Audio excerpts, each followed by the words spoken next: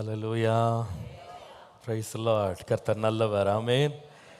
இந்த நாளிலே நம்ம எல்லாரையும் நல்ல ஜீவனோடு சுகத்தோடு பலத்தோடு ஆரோக்கியத்தோடு சமாதானத்தோடு கர்த்தருடைய ஆலயத்திலே தேவன் கூட்டி சேர்த்து அவருடைய தயவை எண்ணி நான் ஆண்டவரை நன்றியோடு ஸ்தோத்திரிக்கிறேன். கர்த்தருடைய வார்த்தைக்கு நேராய் கடந்து போகலாம். 133 சங்கீதத்தின் 1 வசனம். 133 சங்கீதத்தினுடைய 1வது வசனம். இதோ சகோதரர் ஒருமித்து வாசம் பண்ணுகிறது எத்தனை நன்மையும் எத்தனை இன்பமுமானது. இன்னொரு முறை எல்லாரும் சேர்ந்து வாசிக்கலாமா? ஒரு முறை சொல்லுங்க பார்ப்போம். இதோ சகோதரர் ஒருமித்து வாசம் பண்ணுகிறது எத்தனை நன்மையும் எத்தனை இன்பமுமானது. சகோதரர் அப்படின்றத சகோதரிகள்னு சேர்த்துக்கலாம். ரெண்டுக்குமே பொருந்தும். வாழ்க்கையில் எத்தனையோ உறவுகள் இருக்கு, நிறைய உறவுகள் இருக்கு. சில உறவுகள் வந்து போகும். இரத்த சம்பந்தம் இல்லாத அநேக உறவுகள் இருக்கு. உதாரணமாக ஒரு நண்பன், சிநேகிதன். அவங்க ஒரே தகப்பன் தாய்க்கு பிறந்தவங்க கிடையாது. ஆனால் அவங்க ரொம்ப அன்பாகவும் ஒருவரோட ஒரு ஐக்கியமாக பரஸ்பரத்தை மெயின்டைன் பண்ணுவாங்க. ஆனால் சில உறவுகள் இருக்கிறது, நாம் விரும்பி அந்த உறவை நம்ம கொண்டாடலை அல்லது ஏற்றுக்கொள்ளலை. அந்த உறவு ஆண்டவரே நியமித்து கொடுத்த உறவு. அது என்ன உறவுனா சகோதரன் சகோதரி அப்படின்ற உறவு. இன்னாருக்கு நம்ம பிள்ளையா பிறக்கணும்னு நம்ம நினைக்கவும் இல்லை, இன்னாரோடு நாம் சேர்ந்து ஒரே குடும்பத்தில் பிறந்து வளர்ந்து வாழணும் அப்படின்றதையும் நாம் நியமிக்கலை, கர்த்தர் தான் நியமிக்கிறார். இந்த சகோதரர்கள் நடுவிலே, சகோதரிகள் நடுவிலே அல்லது பிள்ளைகள் நடுவில் ஒருமித்து வாசம் பண்ணுகிற அனுபவம் என்பது ரொம்ப ரொம்ப முக்கியம். நான் கடந்த மாதம்லாம் பேசிகிட்டு இருக்கும்போது இந்த சமாதானத்தை பற்றி ரொம்ப பேசினேன். இருதயத்தில் சமாதானம், சிந்தனைகளில் சமாதானம், இதெல்லாம் பேசினேன். குறித்து நான் தியானம் பண்ணிகிட்டே இருக்கும்போது கர்த்தர் இன்னைக்கு பேசும்படி என்னை ஏவின காரியம், பிள்ளைகள் நடுவில் ஒரு சமாதானம் இருக்கணும்.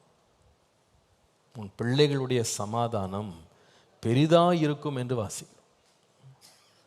இந்த சகோதரன் சகோதரிகள் ஒரே தகப்பனுக்கு தாய்க்கு பிறந்து ஒரே வீட்டுக்குள்ள அவங்க வாழ்நாட்களில் பெரும்பகுதியை அவங்க ஒன்றாக வாழ்ந்து கழித்தாலும் அநேக வேளையில் இந்த அண்ணன் தம்பி அக்கா தங்கச்சி, அண்ணன் தங்கச்சி அக்கா தம்பி இவர்களுக்குள்ள உள்ள உறவுகளை பார்த்தீங்கன்னா அநேக வேளையில் ரொம்ப போராட்டமாக மாறுகிறது. மிகப்பெரிய விரோதங்கள் அவர்களுக்குள்ள உண்டாகிறது ரொம்ப வேதனைக்குரிய காரியம்.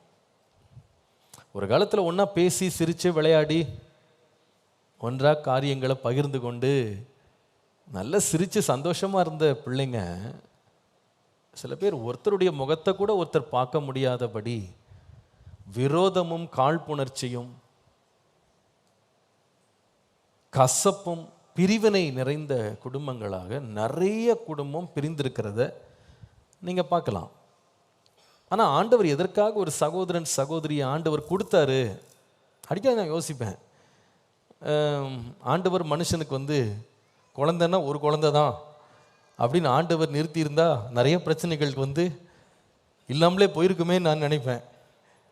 ஆனால் ஆண்டவர் அந்த குழந்தைகளை பிள்ளைகளை வீடுகளில் 2 3 என்று நிறைய பேருக்கு அதிகமான பிள்ளைகள்லாம் கொடுத்து ஆண்டவர் ஏன் ஆசீர்வதிக்கிறார், ஏன் அப்படிலாம் கொடுக்குறார் அப்படின்னு கேட்டால், நீங்கள் நீதிமொழிகள் 17:17 வாசித்தா, சிநேகிதன் எல்லா காலத்திலும் சிநேகிப்பான், இடுக்கணில் உதவவே சகோதரன் பிறந்திருக்கிறான்னு போட்டிருக்கு. அப்போ சகோதரன் பிறந்திருக்கிறதுக்கு ஒரு காரணம் இருக்கு. எதுக்குன்னா இடுக்கம் கொடுக்குறதுக்குல்ல. இடுக்கத்தில் ஏன் சிரிக்கிறீங்க எல்லாரும்? ரொம்ப பாதிக்கப்பட்டிருக்கீங்களோ? இடுக்கண் கொடுக்கறதுக்கு இல்லை. எதுக்கு? இடுக்கணில் உதவவே சகோதரன் என்ன செய்திருக்கிறானா? பிறந்தே இருக்கிறான் அப்படின்னு போட்டு. ஆனால் அநேக வேளையில் குடும்பங்களை நீங்கள் நிதரிசனமாக ப்ராக்டிக்கலாக நீங்கள் யோசித்து பாருங்களேன். நிறைய குடும்பங்கள் இடுக்கணில் உதவுகிறவர்களா அல்ல, ரொம்ப பிரச்சனை கொடுக்குறவங்களா தான் வளருகிறார்கள். குடும்பங்கள் அந்த நிலையில் இருக்கிறது என்பது ரொம்ப வேதனைக்குரியது. ஒரு விசுவாசியாக நீங்கள் கர்த்தருடைய பிள்ளைகளாக வளரும்போது இதில் ரொம்ப எச்சரிப்பாகவும் ரொம்ப ஜாக்கிரதையாக இருக்கணும். ஏன்னா இது ஒரு சாதாரண விஷயம் கிடையாது. ஏதோ பாஸ்டர் நாங்கள் சர்ச்சுக்குள்ளே வர்றதை பற்றி பேசுங்க, எங்கள் வீட்டுக்குள்ளே நாங்கள் அடிச்சுக்கிடுவோம் பிடிச்சிக்கிடுவோம், எங்கள் வீட்டுக்குள்ளே நாங்கள் சண்டை போட்டுக்கிடுவோம், ஒருத்தருக்கு ஒருத்தர் கேஸ் போடுவோம், விரோதமாக இருப்போம், பேச மாட்டோம், அதெல்லாம் நீங்கள் பெருசுப்படுத்தாதீங்க பாஸ்டர், சர்ச்சில் எப்படி இருக்கும்னு மட்டும் பாருங்க அப்படின்னு நீங்கள் என்கிட்ட சொல்ல முடியாது. ஏன்னா ஆண்டவர் நம்முடைய சபைக்குள்ளே நம்ம எப்படி இருக்கிறோம், ஆராதிக்கிறோமா, சபைக்கு ஒன்றா வர்றோமா அப்படின்றத மாத்திரம் பார்க்கறது இல்லை. நம்முடைய வீடுகளுக்கு போன பின்பு நம்முடைய சகோதரன் சகோதரிகளோடு எப்படி உறவுகளில் நம்ம மெயின்டைன் பண்ணுறோன்றதை கர்த்தர் பார்க்குறாரு. இதை தான் 1 யோவான் 4:20 பார்க்கும் பொழுது, தேவனிடத்தில் அன்பு கூறுகிறேன் என்று ஒருவன் சொல்லியும் தன் சகோதரனை பகைத்தால் அவன் பொய்யன். பெரிய வார்த்தை அது. தான் கண்ட சகோதரனிடத்தில் அன்பு கூறாமல் இருக்கிறவன் தான் காணாத தேவனிடத்தில் எப்படி அன்பு கூறுவான்? அப்போ நம்முடைய ஆவிக்குரிய வாழ்க்கையில தேவனோடு உள்ள உறவை தீர்மானிக்கிறது, நிர்மாணிக்கிறது, அதனுடைய குவாலிட்டியை பெருமளவு டிசைட் பண்ணுறது ஒன்று என்னன்னு கேட்டால், நம்ம எப்படி நம்முடைய சகோதரனோடு நாம் நல்ல உறவில் இருக்கிறோம் அப்படின்றத வைத்து என்பதை மறந்துடாதீங்க. சொந்த சகோதரனோடு நல்ல உறவை காக்காமல் தேவனிடத்தில் அன்பு கூறுகிறேன் என்று நம்ம ஏமாற்றிக்கொள்ள முடியாது. அது ரொம்ப ஜாக்கிரதையாக இருக்கணும். அதனால தான் சங்கீதம் 50:20 வாசித்தா, நீ உட்கார்ந்து உன் சகோதரனுக்கு விரோதமாய் பேசி உன் தாயின் மகனுக்கு அவதூறை உண்டாக்குகிறாயின்னு போட்டிருக்கு. ரொம்ப பவர்ஃபுல் வேர்ட்ஸ் இதெல்லாம். உன் சகோதரனுக்கு விரோதமாக பேசி உன் தாயின் மகனுக்கு அல்லது உன் சொந்த சகோதரனுக்கு விரோதமாக என்ன பண்ணுகிறாய், அவதூற பரப்புற, அவங்கள ஸ்லாண்டர் பண்ணுற அப்படின்னு சொல்லி போட்டுரு. அப்போ கர்த்தர் இதெல்லாம் கேட்டுக்கிட்டு தான் உட்காந்துருக்கிறாரு. வேதம் சொல்லுது, மனுஷர் பேசும் ஒவ்வொரு வீணான வார்த்தைக்கும் சொல்லுங்க நியாய தீர்ப்பு நாளில் கணக்கு கொடுக்கணும். சொந்த சகோதரனை பற்றி அவதூறு பரப்புறது, வீட்டுக்குள்ளே உட்காந்து மறைஞ்சிருந்து பேசலாம், ஆனால் கர்த்தர் அதுக்கு ஒரு நாள் கணக்கு கேட்பார். இந்த உறவு ரொம்ப முக்கியமான உறவு. நான் பலமுறை அநேக உறவுகளை பற்றிலாம் பேசியிருக்கேன். ஆனால் இன்றைக்கு கர்த்தர் எனக்கு இந்த சகோதரர்கள் சகோதரிகள், ஒரு தாய் பிள்ளைகள், ஒரு தகப்பனுக்கு பிறந்த பிள்ளைகளுக்குள்ளே இருக்க வேண்டிய உறவுகளை பற்றி பேசும்படி கர்த்தர் எனக்குள்ள ஒரு ஆழமான ஒரு அழுத்துதலை தந்தார். நீங்கள் மத்தேயு எழுதின சுவிசேஷம் 5:21-22 வரும்போது, தேவனோடு இருக்கிற உறவுக்கு மாத்திரமல்ல, நம்ம தேவனுக்கு செய்யும் ஆராதனையில் கூட இந்த உறவு ஒரு முக்கியமான இடத்தை பிடிக்குதுன்றதை கவனித்துறாதீங்க. 21 பாருங்க, எல்லாரும் கவனிங்க. கொலை செய்யாதிருப்பாயாக என்பதும் கொலை செய்கிறவன் நியாய தீர்ப்புக்கு ஏதுவாய் இருப்பான் என்பதும் பூர்வத்தாருக்கு உரைக்கப்பட்டதென்று கேள்விப்பட்டிருக்கிறீர்கள். நான் உங்களுக்கு சொல்லுகிறேன், தன் சகோதரனை நியாயம் இல்லாமல் கோபித்துக் கொள்பவன் நியாய தீர்ப்புக்கு ஏதுவாய் இருப்பான். தன் சகோதரனை வீணன் என்று சொல்லுகிறவன் ஆலோசனை சங்க தீர்ப்புக்கு ஏதுவாயிருப்பான். மூடனே என்று சொல்லுகிறவன் எரி நரகத்துக்கு ஏதுவாயிருப்பான். நம்ம என்ன சொல்லிக்கிட்டு இருக்கிறோன்றதை நம்ம தீர்மானம் பண்ணிக்கலாம். இங்க 3 இருக்கு, சொல்லுகிறவன். நம்ம என்ன சொல்றோம்? நம்முடைய சகோதரனை குறித்து சகோதரியை குறித்து என்ன பேசுகிறோம், என்ன சொல்கிறோம் அப்படின்றத நாமளே டிசைட் பண்ண. நான் நியாயம் தீர்க்க விரும்பலை, நீங்களே படிச்சுக்கிட்டீங்களா, நம்ம ஒன்றா சேர்ந்து நம்ம படித்தோம். அதனால் யார் என்னென்ன சொல்கிறோன்னா நமக்கு தெரியும். அதனால் என்ன சொல்லிகிட்டு இருக்கிறோம் அப்படின்றத நம்ம பார்க்கலாம். ஆனால் 23 ரொம்ப முக்கியமான ஒன்றை கொண்டு வருவார். எல்லோரும் கவனிங்க, கொஞ்சம் வெளிப்பாக இருந்து கவனிங்க. அல்லேலூயா. நிறைய சர்ச்சில் அடிக்கடி அல்லேலூயா சொல்லிகிட்டே இருப்பாங்க. அது ஒரு பூஸ்டர் டோஸ் மாதிரி. என்ன சரி, 23 ஆகையால் வாசிங்க பார்ப்போம் எல்லாரும். ஆகையால் நீ பலிபீடத்தின் இடத்தில் உன் காணிக்கையை செலுத்த வந்து உன் பேரில் உன் சகோதரனுக்கு குறை உண்டென்று அங்கே நினைவு கூறுவாயாகில். அப்பனா அர்த்தம் என்ன? சகோதரனா ஒருத்தர் இருந்தா, சகோதரியா ஒருத்தர் இருந்தா, அவங்க பேர்ல என்ன வரும் சொல்லுங்க, என்னோட பேசுங்க. என்ன வரும்? குறை என்பது வரும். யாருமே பெர்ஃபெக்ட் கிடையாது. Nobody is perfect. குறைகள் வரதான் செய்யும். அப்படி குறை உண்டென்று நீ அங்கே, அப்போ சர்ச்சுக்கு வரும்போது கூட மறக்காது. நிறைய பேருக்கு ப்ரேயர் ரிக்வெஸ்டாகவே அது இருந்துகிட்டே இருக்கும். என் சகோதரர் இப்படி பண்ணிட்டானே, என் சகோதரி இப்படி பண்ணிட்டாளே, இப்படி ஏமாத்திட்டாளே, இப்படி செய்துட்டாளே, இப்படி செய்துட்டானே, இதே குறையோடு எங்கே வந்துடுறாங்க? ஆலயத்துக்கு வந்து காணிக்கை செலுத்த வந்துடுறாங்க. அப்போ காணிக்கைன்றது துதியாகவும் இருக்கலாம், நீங்கள் கொடுக்குற பொருளாக பணமாக இருக்கலாம், என்ன வேணா இருக்கலாம். சரீரத்தையே நம்ம ஜீவபலியாக ஒப்பு கொடுக்கணும்னு போட்டிருக்கு. அப்போ நம்ம ஆராதிக்க வரும்போது இது ஞாபகம் வருதான். ஞாபகம் வந்தா இயேசு சொல்லி கொடுத்த பாருங்களேன், அங்கே நீ நினைவு கூர்ந்தால் உடனே என்ன பண்ணணுமா, அங்கே தானே பலிபீடத்தின் முன் உன் காணிக்கையை வைத்து விட்டு போய் முன்பு உன் சகோதரனோடு ஒப்புரவாகி பின்பு வந்து என்ன பண்ணு.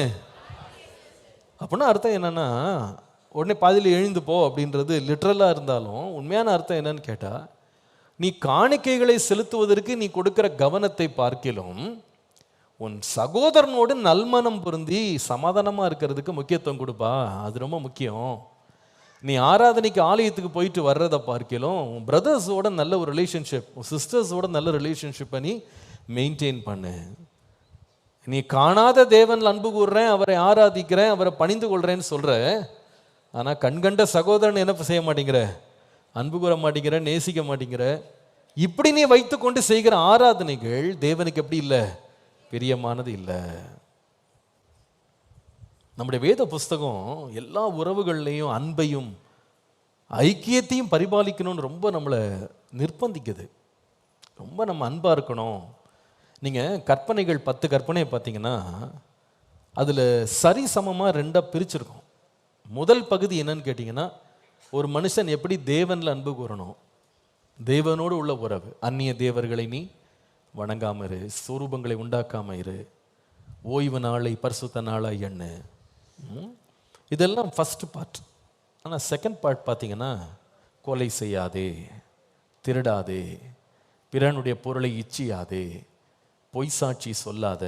இதெல்லாம் ஏன் சொல்லுதுன்னா, இது மனுஷனுக்குள்ள உறவையும் சரியாக வைத்துக்கோ, தேவனோடு உள்ள உறவையும் சரியாக வைத்துக்கொள்ளணும், மனிதனோடு உள்ள உறவையும் எப்படி இருக்கணும், சரியாக வைத்துக்கணும். அதான் பிரமாணம்ன்றது, தேவனுடைய கற்பனை என்பது 2 பகுதி.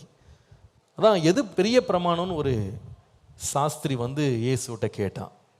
இயேசு சொன்னார், முதலாம் கற்பனை என்னன்னா, உன் தேவனாகிய கர்த்தரை உன் முழு இருதயத்தோடும் முழு ஆத்மாவோடும் முழு பலத்தோடு அன்பு கூறு. இதற்கு இணையான 2ஆம் கற்பனை அவன் கேட்காமலே சொன்னார் ஆண்டவர். இணையான 2ஆம் கற்பனை என்னன்னா, உன்னில் நீ அன்பு கூறுகிறது போல பிறனிலும் மற்ற மனுஷன்கிட்டையும் அன்பாயிரு. அப்போ தேவனோடு உள்ள உறவு ஒரு பக்கம், மனுஷனோடு உள்ள உறவு. அதனால தான் சில வேத பண்டிதர்கள் சொல்லுவாங்க, சிலுவையை பார்க்குறீங்கல்ல, சிலுவை எப்படி இருக்குன்னா, மேலிருந்து கீழே ஒரு பலகை இருக்குது, அதுக்கப்புறமா குறுக்கில் ஒரு பலகை இருக்குது. அது எதை குறிக்குதுன்னு சொல்கிறாங்கன்னா, இந்த கீழிருந்து மேலே போகிறது வந்து மனுஷனுக்கும் தேவனுக்குள்ள உறவை சிலுவை உண்டாக்கினது. அதே வேளை சிலுவை என்ன செய்ததுன்னா, மனுஷனுக்கும் இருந்த வேற்றுமையின் சுவரை உடைச்சு அவர்களை ஐக்கியப்படுத்தினது. இது 2 சேர்ந்தது தான் சிலுவை. நம்முடைய ஆவிக்குரிய வாழ்க்கையில் இது 2 பகுதி சமமாக இருக்கணும். தேவனை மாத்திரம் நேசிக்கிறேன், அன்பு கூறுறேன், ஜெபிக்கிறேன், காணிக்கை கொடுக்குறேன், ஆராதிக்கிறேன் அப்படின்றது நிலையில் நின்றக்கூடாது. மனிதனோடு நான் சரியான ஒரு உறவை காத்துக்கொள்ள வேண்டியதன் அவசியத்தை நாம் உணர வேண்டும். ஒரே ஒரு வசனம் சொல்லிட்டு அப்போ இன்னைக்கு கொஞ்சம் கருத்துக்குள்ளே போக விரும்புகிறேன். சரியா? முதலாவது ஒரு வசனத்தை ஏன் இது நான் ரொம்ப முக்கியப்படுத்துகிறேன்னு காண்பிக்கிறேன். வாசிங்க, யாக்கோபின் நிருபம் 5ஆம் அதிகாரம் 9ஆம் வசனம் பாருங்க. யாக்கோபு 5:9. சகோதரரே, நீங்கள் நியாயம் தீர்க்கப்படாதபடிக்கு ஒருவருக்கொருவர் விரோதமாய் முறையிடாதிருங்கள். சண்டை போடாதீங்க, நியாயம் தீர்க்கப்பட்ட போறீங்க, அதனால சண்டை போடாதீங்கன்னு சொல்லிட்டு சொல்றாரு. இதோ நியாயாதிபதி வாசற்படியில் நிற்கிறார். அப்படின்னா அர்த்தம் என்ன? இயேசு சீக்கிரம் வரப்போறாருப்பா.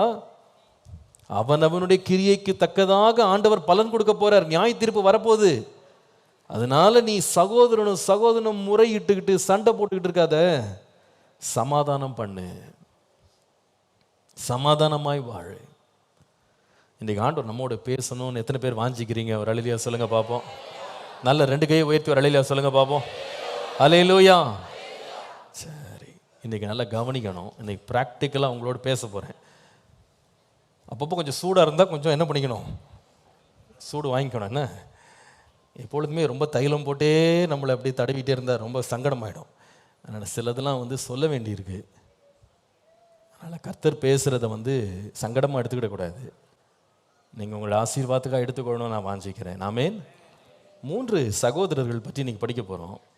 இவங்க அந்த 3 சகோதரர்களுக்குள்ள நடந்த விரோதங்கள், பிரச்சனைகள் ஏன் நடந்தது, அதோட பின்விளைவுகள் என்ன, ஏன் நாம் இதை தவிர்க்க வேண்டும், இதிலிருந்து நாம் கற்றுக்கொள்ள பாடங்கள் என்ன என்பதை கவனிக்க போகிறோம். ஸோ இன்றைக்கி பேசிக்கலாக நான் பேச போகிற செய்தியின் தலைப்பு என்னன்னு கேட்டால், பீஸ் வித் யுவர் சிப்லிங்ஸ். உன்னோடு உடன் பிறந்தவர்களோடு சமாதானத்தோடு இரு. Peace with your siblings. உன்னோடு உடன் பிறந்தவர்களோடு சமாதானம் உள்ளவராயிரு, சமாதானத்தை காத்துக்கொள். 3 சகோதரர்கள். முதலாவது சரித்திர ரீதியாகவே வரலாம். முதல்ல நம்ம கவனிக்க போகிற சகோதரர்கள் யாரு? Very good. காயின், ஆபேல். ஆதியாகமம் 4ஆம் அதிகாரம் 3 முதல் 5 பாருங்க. சில நாள் சென்ற பின்பு காயின் நிலத்தின் கனிகளை கர்த்தருக்கு காணிக்கையாய் கொண்டு வந்தான். ஆபேலும் தன் மந்தையின் தலையீற்றுகளிலும் அவைகளின் கொழுமையானவைகளிலும் சிலவற்றை கொண்டு வந்தான். ஆபேலையும் அவன் காணிக்கையும் கர்த்தர் அங்கீகரித்தார், காயினையும் அவன் காணிக்கையும் அவர் அங்கீகரிக்கவில்லை. அப்பொழுது காயினுக்கு மிகவும் எரிச்சல் உண்டாகி அவன் முகநாடி வேறுபட்டு. எத்தனை பேருக்கு முகம்லாம் மாறும்?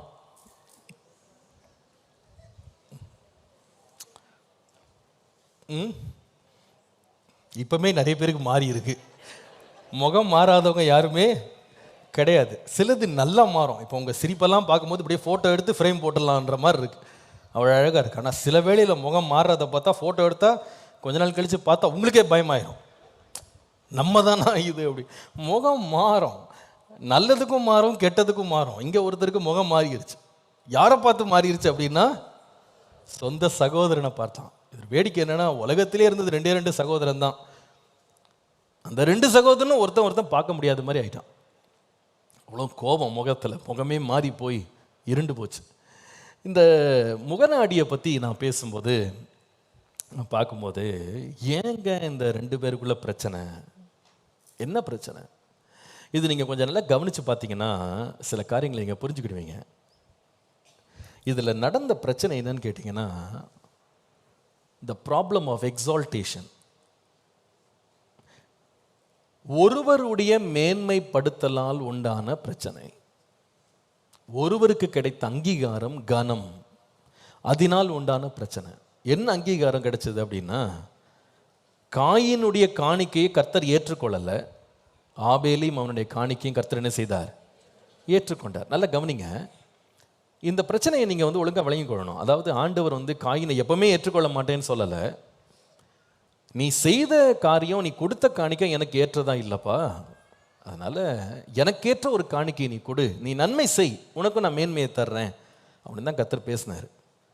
அப்போ மேன்மை, கனம், உயர்வு என்பது ஒரு சிலருக்காக தனிமைப்படுத்தப்பட்டு ஒரு சிலருக்காக ஒதுக்கி வைக்கப்பட்ட ஒரு காரியம் கிடையாது. எல்லாருமே மேன்மை அடையலாம், எல்லாருமே ஏற்றுக்கொள்ளப்படலாம், எல்லாருமே வாழலாம், எல்லாருமே செழிக்கலாம், எல்லாருமே உயரலாம். எத்தனை பேர் விசுவாசிக்கிறீங்க? ஆமேன்னு சொல்லுங்க. எல்லாருமே உயரலாம். the world is an even playing field. எல்லாருமே இதில் வளரலாம், வாழலாம், பெருகலாம், உயரலாம். அதில் யாரும் தடுக்க முடியாது. ஆனால் இங்கே பிரச்சனை என்னன்னா, இந்த அண்ணனுக்குள்ள என்ன மனசுல ஒரு எண்ணம் வந்துருச்சுன்னா, நான் மூத்தவன், நான் என்ன செய்யினாலும் என் தம்பியை விட நான் கொஞ்சம் அதிகமாக வெற்றி பெறணும், அது என் தார்மீக உரிமைன்னு இவர் நினச்சிட்டாரு. தம்பியாக இருக்கிறதுனால எப்பவுமே என்னை விட தாழ்மையாக தான் இருக்கணும், அவன் என்னை விட பெரியவனாக இருக்கக்கூடாது, என்னை விட நல்லா இருக்கக்கூடாது, என்னை விட அவன் வாழ்ந்துருக்கக்கூடாது, என்னை விட அவன் வெற்றி பெறக்கூடாது, அவன் எப்பவுமே என்னை விட ஒரு படிக்கீழே தான் இருக்கணும், நான் எப்பவுமே உயர்ந்து தான் இருக்கணும். ஏன்னா நான் முதல்ல பிறந்தேன்ல, நான் முதல்ல பிறந்தேன், அதனால எல்லாமே எனக்கு தான் உரிமை அதிகம். அதனால தம்பி வந்து தன்னை விட ஏற்றுக்கொள்ளப்பட்டான், தனக்கு முன்னாலேயே வெற்றி பெற்றுட்டான், தன்னை முன்னால் உயர்த்தப்பட்டுட்டான் உடனே அதை இவனால் என்ன செய்ய முடியலன்னு சொன்னால் ஏற்றுக்கொள்ளவே முடியல. இதை வந்து அன்றைக்கு மாத்திரம், இன்னைக்கு இதே பிரச்சனை தான். சிலர் மூத்தவர்கள் என்ன நினைக்கிறாங்க அப்படின்னா, நான் வயசில் மூத்ததுனால நான் ஸ்டடீஸில் இருக்கலாம், ஸ்போர்ட்ஸில் இருக்கலாம், நான் வந்து சேலரியில் இருக்கலாம், சக்ஸஸில் இருக்கலாம், எதில் வேணா இருந்தாலும் சரி, நான் வந்து படிப்பு, விளையாட்டு, வருமானம், வெற்றி எல்லாத்துலேயுமே நான் ஒரு படி என் தம்பியை விட மேலே இருக்கணும். இதுதான் நியாயம். எப்படி மேலே இருக்க போகிறேன்னா எனக்கு கேள்வி கிடையாது. நான் என்ன வேணா செய்வேன், ஆனால் எப்படி இருக்கணும்? நான் மேலே தான் இருக்கணும். தம்பி என்ன செய்கிறான்றதெல்லாம் முக்கியம் இல்லை, அவன் கீழே தான் இருக்கணும் அப்படின்ற ஒரு எண்ணம். இது இங்கே தான் பிரச்சனை ஆரம்பிக்குது. நான் மேலே இருக்கணும் ஆனால் மேலே வர முடியல. ஏன்னா தம்பி என்ன செய்கிறான்னா, காயினை பார்க்கிலும் மேன்மையான பலியை கர்த்தருக்கு அவன் செலுத்தி விட்டான். இப்போ என்ன நடக்குதுன்னு கேட்டிங்கன்னா, தான் செய்யாத ஒன்றுக்கு அங்கீகரிப்பை அண்ணன் எதிர்பார்த்துக்கிட்டு தான் செய்ததற்காக அங்கீகரிப்பை பெற்ற தன் தம்பியை பார்த்து எரிச்சல் அடைகிறான். இந்த எரிச்சல் எந்த அளவுக்கு, இந்த கோபம் எந்த அளவுக்கு போய் முற்றிருச்சுன்னு கேட்டால், சொந்த தம்பியவே என்ன செய்தானா கொலை செய்கிற அளவுக்கு இந்த கோபம் உச்சக்கட்டத்துக்கு மேலே போயிடுச்சு. இதில் நம்ம கொஞ்சம் எச்சரிப்பாக இருக்க வேண்டியது ரொம்ப ரொம்ப அவசியம். அதாவது இது எப்படிப்பட்டதுன்னு கேட்டால், இது வாயால் பேசிக்கிட்டாங்க ரெண்டு பேரும், பேசாமலாம் இல்லை. ஏன்னா நீங்கள் 8ஆம் வசனத்தில் வாசித்தீங்கன்னா, தன் சகோதரனாகி ஆபேலோடே பேசினான் தான் போட்டிருக்கு. அவங்க பேசிக்கிட்டே வயல்வெளியில் போகும்போது திடீர்னு காயின் தன் சகோதரனாகி ஆபேலுக்கு விரோதமாக எழும்பி அவனை கொலை செய்தான். அதாவது நிறைய பேர் நினச்சிக்கிறாங்க, நம்ம பேசிகிட்டு இருக்கிறோன்னா எல்லாம் சரியாயிடுச்சு அப்படின்னு நினைக்கிறாங்க. அப்படி கிடையாது. பேச்சு யார் வேணால் பேசலாம். நல்லா பேசிக்கிட்டே இருந்துக்கிட்டே உள்ள என்ன வச்சுருக்கலாம், பயங்கரமான விரோதம், கோபம் இருக்கலாம். கல்யாணத்துக்கெல்லாம் போயிடலாம், ஸ்டேஜில் ஏறி பக்கத்துல நின்று ஃபோட்டோலாம் எடுத்துடலாம், கையெல்லாம் கொடுத்து காட் பிளஸ் யூன்னு இருக்கலாம், உள்ளே எரிஞ்சிக்கிட்டு இருக்கோம் இல்லை. ஸோ வெளியில் பேச்சை வச்செல்லாம் நீங்கள் வந்து எப்போவுமே எல்லாத்தையும் தீர்மானம் முடியாது. பேச்சையே வந்து நிறைய பேர் ஒரு விதமான மூடியாக பயன்படுத்துவாங்க. தங்களுடைய உள்ள இருக்கிற பிரச்சனைகளை மறைக்கிறதுக்கு ஒரு வேஷமாக பேச்சை கூட என்ன பண்ணலாம். ஆனால் ஒரிஜினலாக பார்த்தீங்கன்னா பேச்சு எப்படிப்பட்டதுன்னா, இருதயத்தின் நிறைவினால் வாய் பேசும். ஆனால் இதே வாய் பயங்கரமான வாய். இது என்ன சொல்கிறீங்க? இந்த வாய் வந்து என்ன பண்ணுன்னா, அவ்வளவு அசுத்தத்தையும் தீங்கியும் உள்ளே மறைச்சி வச்சுக்கிட்டு வாய் வந்து தேனா பாயும். அதனால் பேசுகிறதெல்லாம் உண்மை நினச்சிடக்கூடாது. பொய் பேசுகிற நாவுன்னு ஒன்று இருக்குது. அப்போ இவனும் கூட நின்று பேசிகிட்டு இருக்கான். அப்போ தம்பி என்ன நினைக்கிறான்னா, அண்ணன் பரவாயில்ல, எவ்வளோ ப்ராட் மைண்ட் அவருக்கு, ஆண்டு ஏற்றுக்கொள்ளாட்டி கூட நம்மகிட்ட இப்படி வயல்வெளிலாம் வாக்கிங்லாம் வராரு, நம்ம கூட பேசிக்கிட்டே இருக்காருன்னு நினச்சா உள்ள அவ்வளோ வன்மம். அடித்து போட்டு கொலை பண்ணிவிட்டு ஆண்டு வராருங்க. ஆண்டு கேட்குறாரு கேள்வி பாருங்கள், 9ஆம் வசனத்தில் கர்த்தர் காயினை பார்த்து கேட்குறாரு, உன் தம்பி எங்கப்பா, உன் சகோதரன் எங்கேன்னு கேட்டால் அதற்கு அவன் உடனே சொன்ன பதில் என்ன தெரியுமா? என் சகோதரனுக்கு நான் வாட்ச்மேனா நான். இப்போ இவ்வளோ நேரம் பேசிகிட்டு இருந்தீங்க ரெண்டு பேரும் ஒன்றா, அதெல்லாம் என்ன? அது வேற, அவனுக்கு எனக்கு என்ன இல்லை, சம்மந்தமே கிடையாது. அவனுக்கு எனக்கு எந்த உறவுமே கிடையாது. இது ஏன் இப்படி வருது அப்படின்னு கேட்டால், அளவுக்கு மேற்பட்ட எதிர்பார்ப்புகள், நியாயமற்ற எதிர்பார்ப்புகள் நிறைய வழியில் நம்முடைய சகோதரர்களுக்குள்ள பெரிய பெரிய கசப்புகளை உண்டாக்கிடும். பெரிய பெரிய கசப்பு. இதில் விசேஷம் ஒன்று சொல்கிறேன் உங்களுக்கு. இந்த காயினுடைய காணிக்கை நிராகரிக்கப்பட்டதற்கும் ஆபேலுடைய காணிக்கை ஏற்றுக்கொள்ளப்பட்டதுக்கும் காரணம் என்னன்னு ரொம்ப அழகாக ஆவியானவர் எபிரேயர் 11ஆம் அதிகாரத்தில் எழுதுறாரு.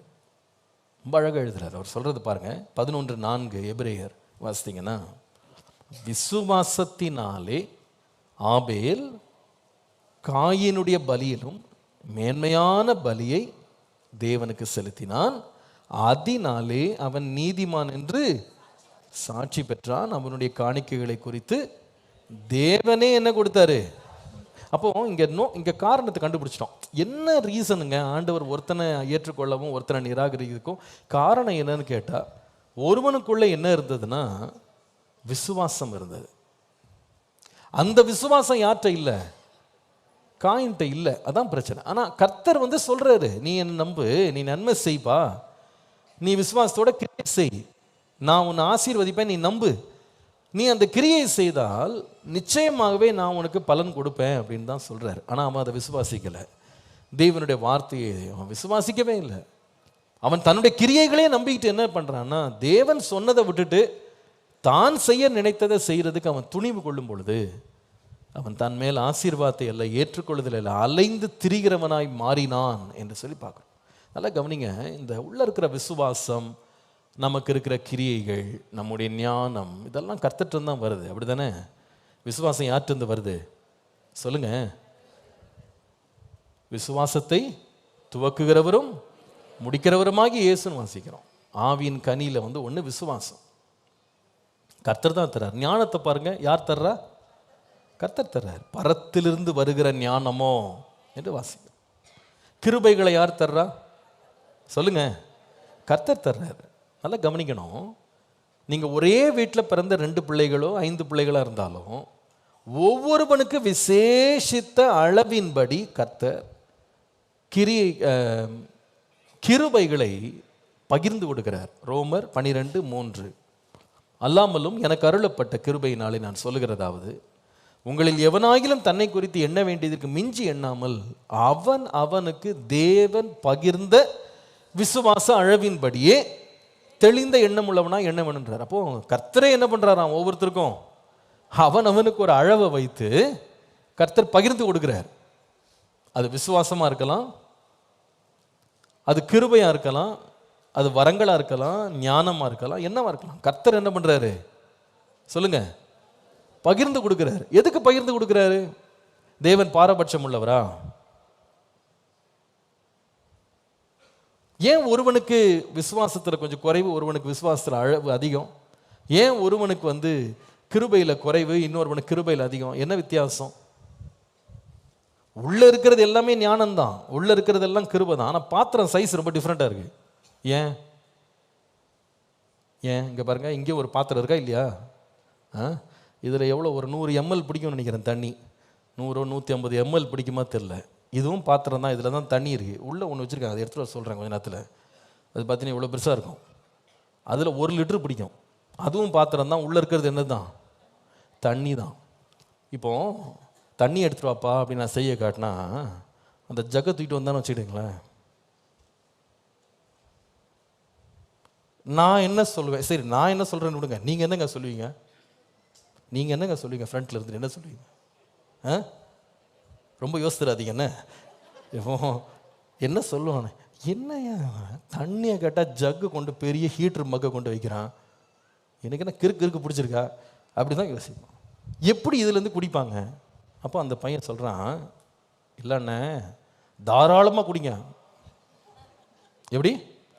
தாராளமாக குடிங்க, நாங்கள் தாராளமாக உங்களுக்கு பெரிய மக்கில் கொண்டு வச்சுருக்கோம், இன்னும் கூட பானை கூட இருக்க வேணா எடுத்துகிட்டு வரோம் அப்படின்னு சொன்னான். நான் அவனை பாராட்டுவேனா? இல்லை. எப்போ பாராட்டுவேன்னா, டேபிளுக்கு கப்பு, உள்ளே ஜக்கு, இன்னும் கொஞ்சம் தள்ளி போனால் பெரிய ஒரு பபுள் டாப் ஒன்று இருக்கும், 25 லிட்டர் இருக்கும். அது தண்ணி கேட்டு 25 லிட்டர் கேனை கொண்டு பக்கத்தில் வச்சேன்னா நான் என்னங்க பண்ண முடியும்? எல்லாமே பாத்திரம்தான், எல்லாத்துக்குள்ளேயும் தண்ணி தான் இருக்குது. ஆனால் கர்த்தர் ஒவ்வொன்றுக்கும் வித்தியாசமான அளவை வைக்கிறார். ஏன்னு சொன்னால் ஒவ்வொன்று மூலமாக ஒவ்வொரு வித்தியாசமான பயன், வித்தியாசமான செயல்பாடு நடக்க வேண்டும். பாரபட்சம்லாம் கிடையாது இதில். சிலர் வெளியே வருவாங்க, சிலர் உள்ளே இருப்பாங்க, சிலர் மறைஞ்சிருப்பாங்க, நம்மளுக்கு தெரியாது. ஆனால் எல்லாருமே ஒரு சரீரத்துக்கு அவசியம். அப்போ கர்த்தர் ஒவ்வொரு சகோதரனையும் ஒவ்வொரு லெவலில் வைப்பார், ஒவ்வொரு விதமான உயர்வை கொடுப்பாரு. அதற்காக நம்ம பொறாமை கொள்ளக்கூடாது, எரிச்சல் கொள்ளக்கூடாது. அதற்காக நம்முடைய உறவுகள் என்ன செய்திடக்கூடாது, முடிஞ்சிடக்கூடாது. நல்லா கவனிங்க, நீ என்னதான் எரிச்சல் பட்டாலும் ஆபேல் உன்னை அங்கீகரிக்கவே முடியாது. அங்கீகரிக்க வேண்டியது யாரு சொல்லுங்க சத்தமா? கர்த்தர் தாங்க. ஆபேலை பார்த்து எரிச்சல் பட்டுக்கிட்டு என்ன பண்ண? ஒன்றும் பண்ண முடியாது. ஆசீர்வதிக்க வேண்டியவர் யார்? கர்த்தரே. அதான் யாபேஸ் பாருங்க, சொல்றான், தேவரீர் என்னை ஆசீர்வதித்து என் எல்லை பெரிதாக்குன்னு கர்த்தர்ட்ட விட்டான். நான் என் சகோதரன்ட்ட போல, ஆண்டவரே எங்கள் பெற்றோர்கிட்ட போல என்னை ஆசீர்வதிக்கிறது நீங்கள் தான். எதுக்கு ஏன் சகோதரனை பாட்டினா எரிச்சல் ஆகணும்? என் வீட்டில் எனக்கு யாபேஸ்னு பேர் வச்சு, துக்கம்னு பேர் வச்சு என்னை எல்லாரும் தாழ்த்திட்டாங்க. ஆனால் நீங்கள் என்ன ஆசீர்வதியும் ஆண்டவரேன்னு கர்த்தட்ட முறையிட்டான். வேதம் சொல்லுகிறது அவன் சகோதரர் எல்லாரிலும் கனம் பெற்றவனாய் அவன் மாறிட்டான். நான் உங்களுக்கு அன்பா சொல்கிறேன், சகோதரன் உயரலாம் தாழலாம், அவனை பார்த்துட்டு எரிச்சல் படப்பட்டா 2 பேருக்குள்ள உறவு முறிஞ்சிடும். 2 சகோதரனும் சகோதரியும் ஆராதிக்கிற தேவன் ஒருவரே. அவர் என்ன அளவில் பகிர்ந்து கொடுக்க விரும்புகிறாரோ பகிர்ந்து கொடுக்கட்டும் ஆண்டவரேன்னு சொல்லி கர்த்தருக்கு ஒப்பு கொடுப்போமானால் நிச்சயமாகவே தேவன் நமக்கு நலமானதையும் நன்மையானதையும் தேவன் கிருபையாய் நமக்கு தருவார். ஒரு அழில சொல்லுங்க பார்ப்போம். கர்த்தர் நலமானதை தருவார், கர்த்தர் நன்மையானதை தருவார். கர்த்தர் எனக்கு என்ன பகிர்ந்து கொடுக்குறாரோ அது எனக்கு போதும். போதும்னு சொல்றவங்க ஒரு அழில சொல்லுங்க பார்ப்போம். என்னால் எவ்வளவு சமாளிக்க முடியும், எனக்கு எவ்வளவு தேவை, என்னுடைய குறைவு என்ன, என்னுடைய கிருபை என்ன, என்னால் நிறைவேற வேண்டிய காரியம் என்னன்னு கர்த்தர் நினைச்சிருக்கிறார். அதை கர்த்தர் எனக்கு தருவார், அது எனக்கு போதும். ஆகவே சகோதரர்களுக்குள்ளே பிரச்சனை வர்றதுக்கு முக்கியமான ஒரு காரணம் என்னன்னா, ஒருவன் உயர்த்தப்படும் போது இன்னொருவனுக்கு என்ன வரக்கூடாதுன்னா எரிச்சல் வரக்கூடாது. அவன் விசுவாசத்தினால மேன்மையான பலியை செலுத்திருக்கலாம், அவனுக்கு விசுவாச அழவை கொடுக்கிறது கர்த்தர் தான். அந்த விசுவாசத்தை துவக்குகிற தேவன்கிட்ட போயிட்டோம்னா அவர் நமக்கு என்ன அளவில் விசுவாசம் கொடுக்குறாரோ அதை கொடுப்பாரு. அதை வைத்து நம்மளை வைத்து என்ன செய்யணுமோ அதை செய்வார். முடிவில் எல்லாமே கர்த்தருக்கு மகிமை உண்டாகும்படி தான் கர்த்தர் நம்மளை உருவாக்கி இருக்கிறார். இதில் போட்டி வேண்டாம். இப்போ எப்போ நம்மளுக்கு இந்த விரோதம் வருதுன்னா போட்டி தாங்க. இந்த போட்டி நீயா நானா, இதில் யார் பெரியவன், நீ பெரியவனா நான் பெரியவனா. நான் சொல்லுவேன், மூத்தவனா இருக்கலாம் இளையவனா இருக்கலாம், கர்த்தர் கொடுக்கிற அளவை தாங்க ஆண்டவரேன்னு சொல்லி நிற்போமானால் இந்த விரோதத்துக்கு நமக்கு இடமே இருக்காது. கர்த்தர் என்னை ஆசீர்வதித்தா போதுங்க, யார் எந்த அளவில் இருந்தால் என்ன. என் சின்னவன் மேன்மை அடைஞ்சா மேன்மை அடையட்டும், கர்த்தர் அவனை மேன்மைப்படுத்துறாரு, நான் என்ன செய்ய முடியும். கர்த்தர் அவனை ஒரு விதமாக பயன்படுத்த விரும்புகிறாரு, பயன்படுத்திட்டு போட்டோம். கர்த்தர் என்ன அளவில் வைத்திருக்கிறார் அதில் நான் இருப்பேன், நான் சந்தோஷமாக இருப்பேன், மனரம்யமாக இருப்பேன். எக்ஸால்டேஷனில் ரொம்ப கேர்ஃபுல்லாக இருக்கணும். விசேஷமாக பிள்ளைங்க வளரும் போது, மேன்மை அடையும் போது, கொஞ்சம் வயசு வரும்போது ஒருவனை கர்த்தர் ஒரு விதமாக எடுத்துகிட்டு போய் பயன்படுத்தி அவனுக்கு அதிக சம்பளமும் அதிக வருமானமும் அதிக கிருபைகளையும் அதிக விதமான பயன்பாட்டையும் சேமிப்பையும் கொடுக்கும்போது இன்னொருத்தன் என்ன பண்ணக்கூடாதுன்னா எரிச்சல் அடையக்கூடாது. என்னை விட ஜாஸ்தி சம்பாதிக்கிறானே, நீயும் பாப்பா, நீயும் உழைப்பா, நீயும் வேலை செய், நீ கர்த்தர்ட்ட கிருபை கேளு, நீ ஞானம் பெறு, கர்த்தர் உன்னை ஆசீர்வதிக்க வல்லவ. ஞானத்தில் குறைவாக இருக்கிறியா, கர்த்தர்ட்ட போய் கேளு. யாவருக்கும் சம்பூர்ணமாய் கொடுக்கிறவரும் ஒருவரையும் கடிந்து கொள்ளாதவருமாகிய தேவனிடத்தில் கேளு, அவனுக்கு கொடுக்கப்படும். இருமனமாக கேட்காத, ஒரே மனதோடு கர்த்தர்ட்ட போய் கேளு, கர்த்தர் கொடுப்பார். அவனை ஆசீர்வதித்த கர்த்தர் உன்னை ஆசீர்வதிப்பார். அல்லேலூயா. அப்போ அந்த பிரிவினைக்கு முதல் காரணம் என்னது சொல்லுங்க? இல்லை, பிரிவினைக்கு எரிச்சலுக்கு காரணம் என்ன? உயர்வு. சொல்லுங்க எல்லாரும், உயர்வு. ஒருத்தரை விட இன்னொருத்தர் மேன்மை அடையும் போதுதான் பிரச்சனை மாறுகிறது, அது பிரச்சனையா உருவெடுக்குது. ஒரு விசுவாசிக்குள்ள என்ன ஒரு இருதயம் இருக்கணும்னா, கர்த்தர் ஒருவனை மேன்மைப்படுத்தும் போது சந்தோஷப்படுறவங்களோட என்ன பண்ணிடணும்? சொல்லுங்க வாயத்திருந்து, சந்தோஷப்படணுங்க. உயர்த்தப்படுகிறவனை பார்த்து எரிச்சல் அடையக்கூடாது. கர்த்தர் ஒருவனை உயர்த்துறாரா, கர்த்தர் ரொம்ப நல்லவர்ப்பா, நீ நல்லா இன்னும் வாழ்ந்துரு, அல்லேலூயா, அப்படி இருக்கணுமே தவிர ஐயோயோ மேலேயே போயிட்டே இருக்கானே நம்மளால உயர முடியலையே அப்படி எரிச்சல் படுறது தேவனுடைய பிரியம் கிடையாது. கர்த்தர் உயர்த்தினாரா, என்னுடைய அண்ணங்க என் தம்பிங்க நல்லா இருக்கிறான், ஆசீர்வாதமாக இருக்கிறான், அதை கண்டு கர்த்தரை சேர்ந்து என்ன பண்ணணும்? மகிமைப்படுத்த வேண்டும். அல்லேலூயா. ரெண்டாவது சொல்லுவேன், ஏன் இந்த பிரச்சனைகள் உருவாகுது, அதில் நம்ம கவனமாக இருக்க வேண்டியது. முதலாவது, உயர்வில் ரொம்ப ஜாக்கிரதையாக கவனமாக இருக்கணும், சகோதரருக்குள்ள ஒரு மனதை கெடுத்துடக்கூடாது. ரெண்டாவது, ஆதியாகமம் 27:41 பாருங்க. ஆதியாகமம் 27:41. யாக்கோபை தன் தகப்பன் ஆசீர்வதித்த நிமித்தம் ஏசா யாக்கோபை பகைத்து, என் தகப்பனுக்காக துக்கிக்கும் நாட்கள் சீக்கிரமாய் வரும், அப்பொழுது என் சகோதரனாகிய யாக்கோபை கொன்று போடுவேன் என்று தன் இருதயத்திலே. இது ரொம்ப பயமாக இருக்குது பார்க்கவே. அண்ணனும் தம்பியும் கொலைவெறியோடு தான் இருக்கானுங்க போல இருக்கு. அங்கே பார்த்தா கொலையை பண்ணிட்டான், இவன் கொலை பண்ணுவேன்னு சபதம் போடுறான், கண்டிப்பாக கொள்ளுமே. அங்கே பார்த்தா அவன் மூத்தவன் இழைவன். இந்த கதையை பார்த்தா ரெட்டை பிள்ளைங்க 2 பேரும், போத் ஆர் ட்வின்ஸ், ரெட்டை பிள்ளைங்க. அதில் மூத்தவன் சொல்கிறான், என் தம்பி என்ன பண்ணுவேன், கொன்று போடுவேன்னு ரெட்டை பிள்ளையில் ஒருத்தன் பேசுகிறான். ஒரே குடும்பத்தில் ஒரே தாய்க்கு ஒரே நேரத்தில் பிறந்த பிள்ளைங்க 2 பேர் ஒன்றா இருக்க முடியலை. கொலைவெறி, ஒருத்தன் கொலை பண்ணியே தீர்வேன், கொன்று போடுவேன். இது காரணம் என்ன? இப்போ நீங்கள் 27ஆம் அதிகாரத்தினுடைய 34ஆம் 36ஆம் வசனம் வரைக்கும் வாசிக்கலாமா? ஏசா தன் தகப்பனுடைய வார்த்தைகளை கேட்ட உடனே மிகவும் மனங்கசந்து உரத்த சத்தமிட்டு அலறி தன் தகப்பனை நோக்கி, என் தகப்பனே, என்னையும் ஆசீர்வதியும் என்று கேட்டான். அதற்கு அவன், உன் சகோதரன் தந்திரமாய் வந்து, எல்லாரும் கவனிக்கணும், விடக்கூடாதுன்னு, உன் சகோதரன் தந்திரமாய் வந்து உன்னுடைய ஆசீர்வாதத்தை பெற்றுக்கொண்டான் என்றான். 36ஆம் வசனத்தில் இந்த ஏசா அழுகிறான், அவன் பெயர் யாக்கோபு எனப்படுவது சரி அல்லவா? இதோடே 2 தரம் என்னை மோசம் போக்கினான், என் சேஷ்டபுத்திர பாகத்தை எடுத்துக்கொண்டான், இதோ இப்பொழுது என் ஆசீர்வாதத்தையும் வாங்கி கொண்டான் என்று சொல்லி, நீர் எனக்கு ஒரு ஆசீர்வாதத்திலையும் வைக்கவில்லையா என்று சொல். நான் சொல்ல இங்கே நான் கவனிங்க, விசுவாசிகள் எல்லாம் கவனிக்கணும்.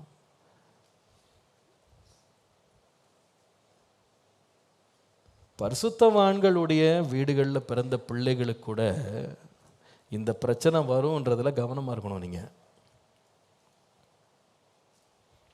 இந்த ஈசாக்கு யாருன்னா, விசுவாசிகளுக்கு எல்லாருக்கும் தகப்பனாகியவனுடைய வாக்கு தத்தம் பண்ணப்பட்ட பிள்ளை ஈசாக்கு. இந்த மனுஷன் யாருன்னா, சாயங்கால வேளையில் வயல்வெளியில் தியானம் பண்ணி கொண்டிருந்த ஒரு மனுஷன். அவங்க மனைவி யாருன்னு கேட்டால், இந்த காரியம் கர்த்தராலே வந்ததுன்னு சொல்லி தேவ சித்தத்தின்படி 2 பேருக்கும் கல்யாணம் நடந்துச்சு.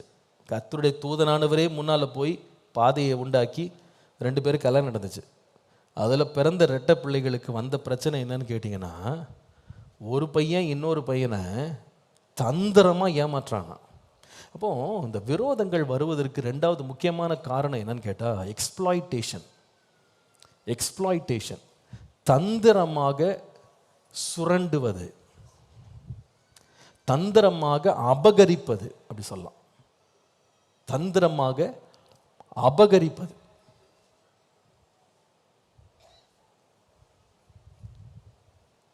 சகோதரர்களுக்குள்ள இப்படி நடக்குமா அப்படின்னு கேட்டால், இங்கே உட்காந்துருக்க நிறைய பேர் சொல்லுவீங்க, எங்கள் வீட்டிலே நடந்திருக்கு பாஸ்டர் அப்படி சொல்லுவீங்க. பேரு சகோதரன், ரெட்டை பிள்ளை, ஆனால் கன்னிங்காக என்ன பண்ணுறான்னா, அண்ணனுடைய சொத்துக்களை, அண்ணனுடைய ஆசீர்வாதங்களை தந்திரமாக களவாடுறது. அப்படி இதுக்கு உட்காந்து யோசித்து திட்டம் பண்ணி நேரத்தையும் பொழுதையும் எழுதி வச்சு கரெக்டாக பார்த்து அவன் எங்கே மாட்டுவான்னு பார்த்து தந்திரமாக ஏமாற்றி பறிக்கிறது. நம்ம ஆரம்பத்தில் மாதம் சகோதரன் எதுக்கு இருக்கிறான்னா, இடுக்கண்ணில் உதவவே. ஆனால் சில சகோதரன் இருக்கிறான் யாக்கோபை போல, எப்போ இடுக்கம் வரும் அதில் சுரண்டலாம். அப்போ ஒரு நாள் அவன் பசியாக வர்றான். பசியாக வந்த உடனே இந்த சூப்பு கொஞ்சம் கூடுறான்னு கேட்குறான். நீங்கள் 1 யோவான் 3:17 வாசித்தீங்கன்னா, ஒருவன் இவ்வுலக ஆஸ்தி உடையவனாய் இருந்து தன் சகோதரனுக்கு குறைச்சல் உண்டென்று கண்டு தன் இருதயத்தில் அவனுக்கு அடைத்து கொண்டால் அவனுக்குள் தேவ அன்பு நிலைத்து கொள்வது எப்படின்னு போட்டிருக்கு. ஏன்னா ஆஸ்தியை பற்றியெல்லாம் பேசிக்கிட்டு இருக்காரு. நம்ம ஆஸ்தியை விட்டுருவோம். ஆசையாக கேட்டால் ஒரு சாப்பாடு, ஒரு சின்ன கூழ், அவ்வளோதான். ஆஸ்தியவே பகிர்ந்து கொடுக்கணும்னு பைபிளில் போட்டிருக்கு. இவன் கேட்டது என்ன?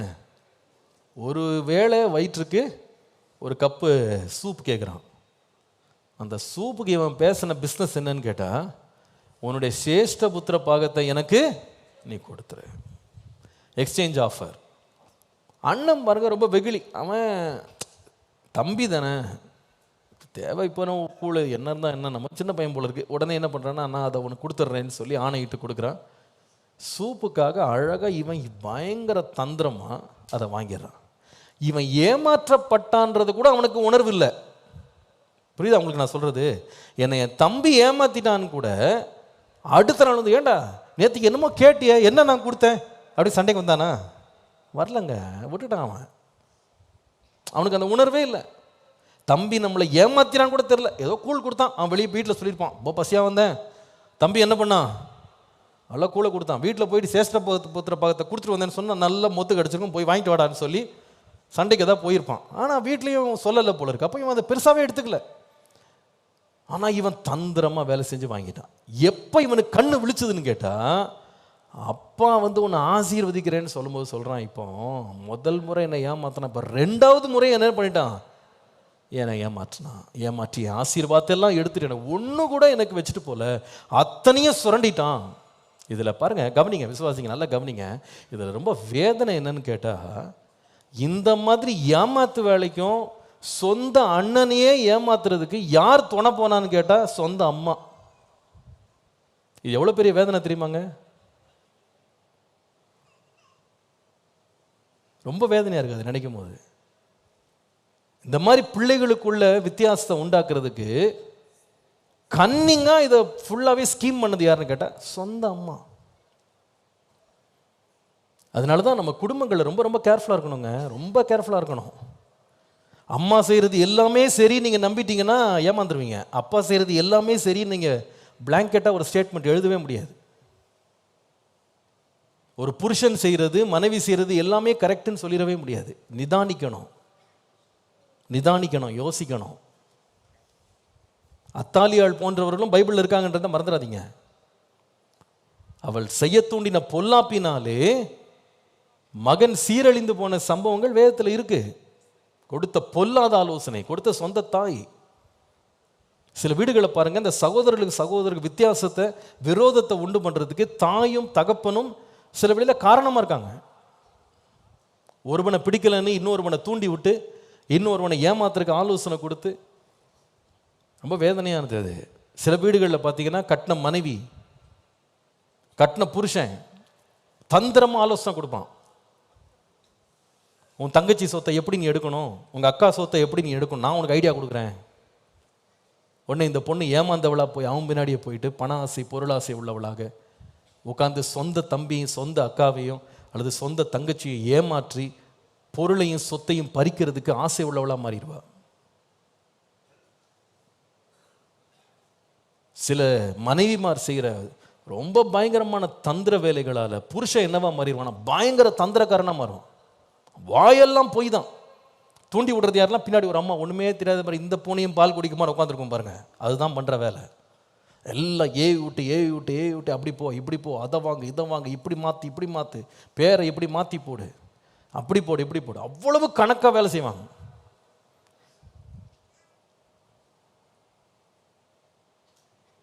சில தடவை எனக்கு எப்படி யோசிக்க தோணுதுன்னா, சில வசனங்கள்லாம் பைபிளில் இருக்குது, ரொம்ப ஜாக்கிரதையாக யூஸ் பண்ணணும் போல இருக்கு அந்த வசனங்கள்லாம்.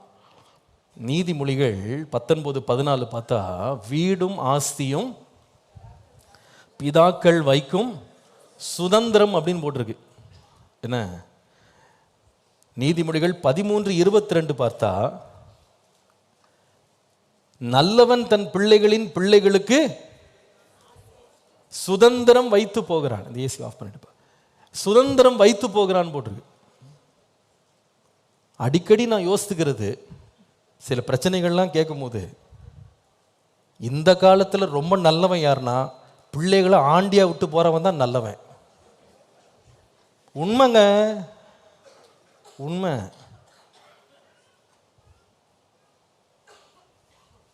கொஞ்சம் சொத்தை வச்சுட்டு போங்க, இதுக்காகவே அடிச்சுக்கிட்டு ஒருத்தன் வெட்டிக்கிட்டு சாவுறாங்க. யாரோட? சொந்த தம்பியோட. அதுக்கு இவனை ஆண்டியா ரோட்டில் விட்டுருந்தா ஒழுங்கா பிழைச்சு சம்பாரிச்சிருப்பான். இன்றைக்குள்ள விசுவாசிகளுக்கு நான் ரொம்ப தாழ்மையாக சொல்கிறேன், நீங்கள் பிள்ளைகளுக்கு ஆஸ்தி வச்சுட்டு போகணும்னு தீர்மானம் பண்ணிட்டா 2-3 காரியங்களை கொஞ்சம் நல்லா யோசித்துக்கிடுங்க. ஒன்று, உங்களுக்கு 2 பிள்ளை இருக்கா, 2 ஆஸ்தியை வாங்கிடுங்க. புரியுதுங்களா? வாங்க முடியலையா, ஒன்றை வாங்கினீங்கன்னா உயிரோடு இருக்கும்போது 2 பங்கு போட்டு நீங்கள் எங்கேயாவது வாடகைக்கு போயிடுங்க, அது நல்லது. அவன்கிட்டே கொடுத்துருங்க, நீ கட்டிக்கோ, நீ பொழைச்சிக்கோ, நீ என்னன்னா பண்ணிக்கோ, என்கிட்ட வராது. சொல்கிறதெல்லாம் கொஞ்சம் கடுமையாக இருக்கலாம், ஆனால் அதுக்கப்புறம் அந்த கசப்பான மெடிசின் ரொம்ப வேலை செய்யும். 3வது, எதையும் கொடுக்குறாப்புல இல்லையா, பயமாக இருக்குதா பசங்களை பார்த்தா, ஒரே ஒரு ஆஸ்தி என்ன தெரியுமா, படிப்பு. உயிரோடு இருக்கிற வரைக்கும் எவ்வளோ வேணால் படிச்சுக்கோ, என் காசை வச்சு உனக்கு அதுக்கு செலவழிக்கிறேன், நல்லா படிச்சுக்கோ, நல்லா வாழ்க்கையில் அறிவை சம்பாரிச்சுக்கோ, போய் வேலை செஞ்சு கஷ்டப்பட்டு நீயே பிழைச்சிக்கோ, நீயே வாழ்க்கையை கட்டிக்கோ. இது சிறந்த ஆலோசனை நான் நினைக்கிறேன். நீங்கள் நிறைய பேர் பெருமூச்சு விட்டதை பார்த்தேன், இதை முன்னாடியே தெரிஞ்சா நல்லா இருந்திருக்குமே. உண்மைங்க, உண்மை. இன்னைக்கு எத்தனை வீட்டில் தெரியுமாங்க அக்கா தங்கச்சி பேசுறது கிடையாது? எதுக்கு? அசையா சொத்தம். ஆமாம், சொத்து அசையாது, நீ அசைஞ்சிருவியே, இன்னைக்கு இருக்கிற நீ நாளைக்கு இருப்பியான்னு தெரியாது, பேர் தான் பத்திரத்தில் இருக்கும், நாளைக்கு நீ பத்திரமா இருப்பியான்னு தெரியாது. சொல்ல விளங்குதா உங்களுக்கு? இதுக்கு இந்த போராட்டம்.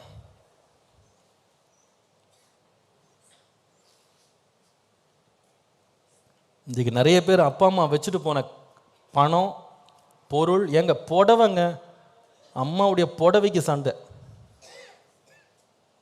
எத்தனை புடவை நீ எடுத்த, எத்தனை புடவை நான் எடுத்தேன், ஏன் இப்போ நான் கட்டுறக்கு புடவை இல்லாமலாம் இருக்கீங்க, அதில் சண்டை, நீயா நானா, உனக்கு எவ்வளவு எனக்கு எவ்வளவு. நான் சொல்கிறேங்க, விசுவாசிகள் தேறணும். நீ கர்த்தருடைய பிள்ளைங்க சமாதானத்தை தேடணும். இன்றைக்கு அநேகருடைய வாழ்க்கையில் இந்த பணமும் பேராசையும் பண ஆசையும் எல்லா தீமைக்கும் வேறா மாறிடுச்சு. எல்லா தீமை எந்த அளவுன்னு கேட்டால், இங்கே இருக்கிற மாதிரி கொலை பண்ணுவேன் அவனை அப்படின்னு சொல்கிற அளவுக்கு பிரச்சனை முற்றி விட்டது. இதில் வேதனை என்னன்னு கேட்டிங்கன்னா, அண்ணனும் தம்பிக்கும் உள்ள பிரச்சனை கடைசியில் எது வரைக்கும் போயிடுதுன்னு கேட்டால், அவருடைய பிள்ளைகளுக்குள்ள கூட அந்த விரோதத்தை உண்டாக்கி விடுது. எதுக்குன்னு கேட்டால், எதுக்குப்பா அப்படின்னு கேட்டால், எல்லாம் ஆஸ்தி தான். நான் சொல்லுகிற ஆலோசனைகளை தயவுசெய்து கேளுங்க. பெற்றோர் ஆஸ்தி வச்சிருக்கீங்களா, ஞானமாக இருங்க. உங்கள் பிள்ளைகளுக்காக நீங்கள் சொத்தை வைக்கிறீங்களா, ஞானமாக இருங்க. அதை நீங்கள் உயிரோடு இருக்கும்போதே நீங்கள் ஞானமாக இந்த பிள்ளைக்கு இதுன்னு பிரித்து கொடுத்துட்டு சமாதானமாக கண்ணை மூடிடுங்க.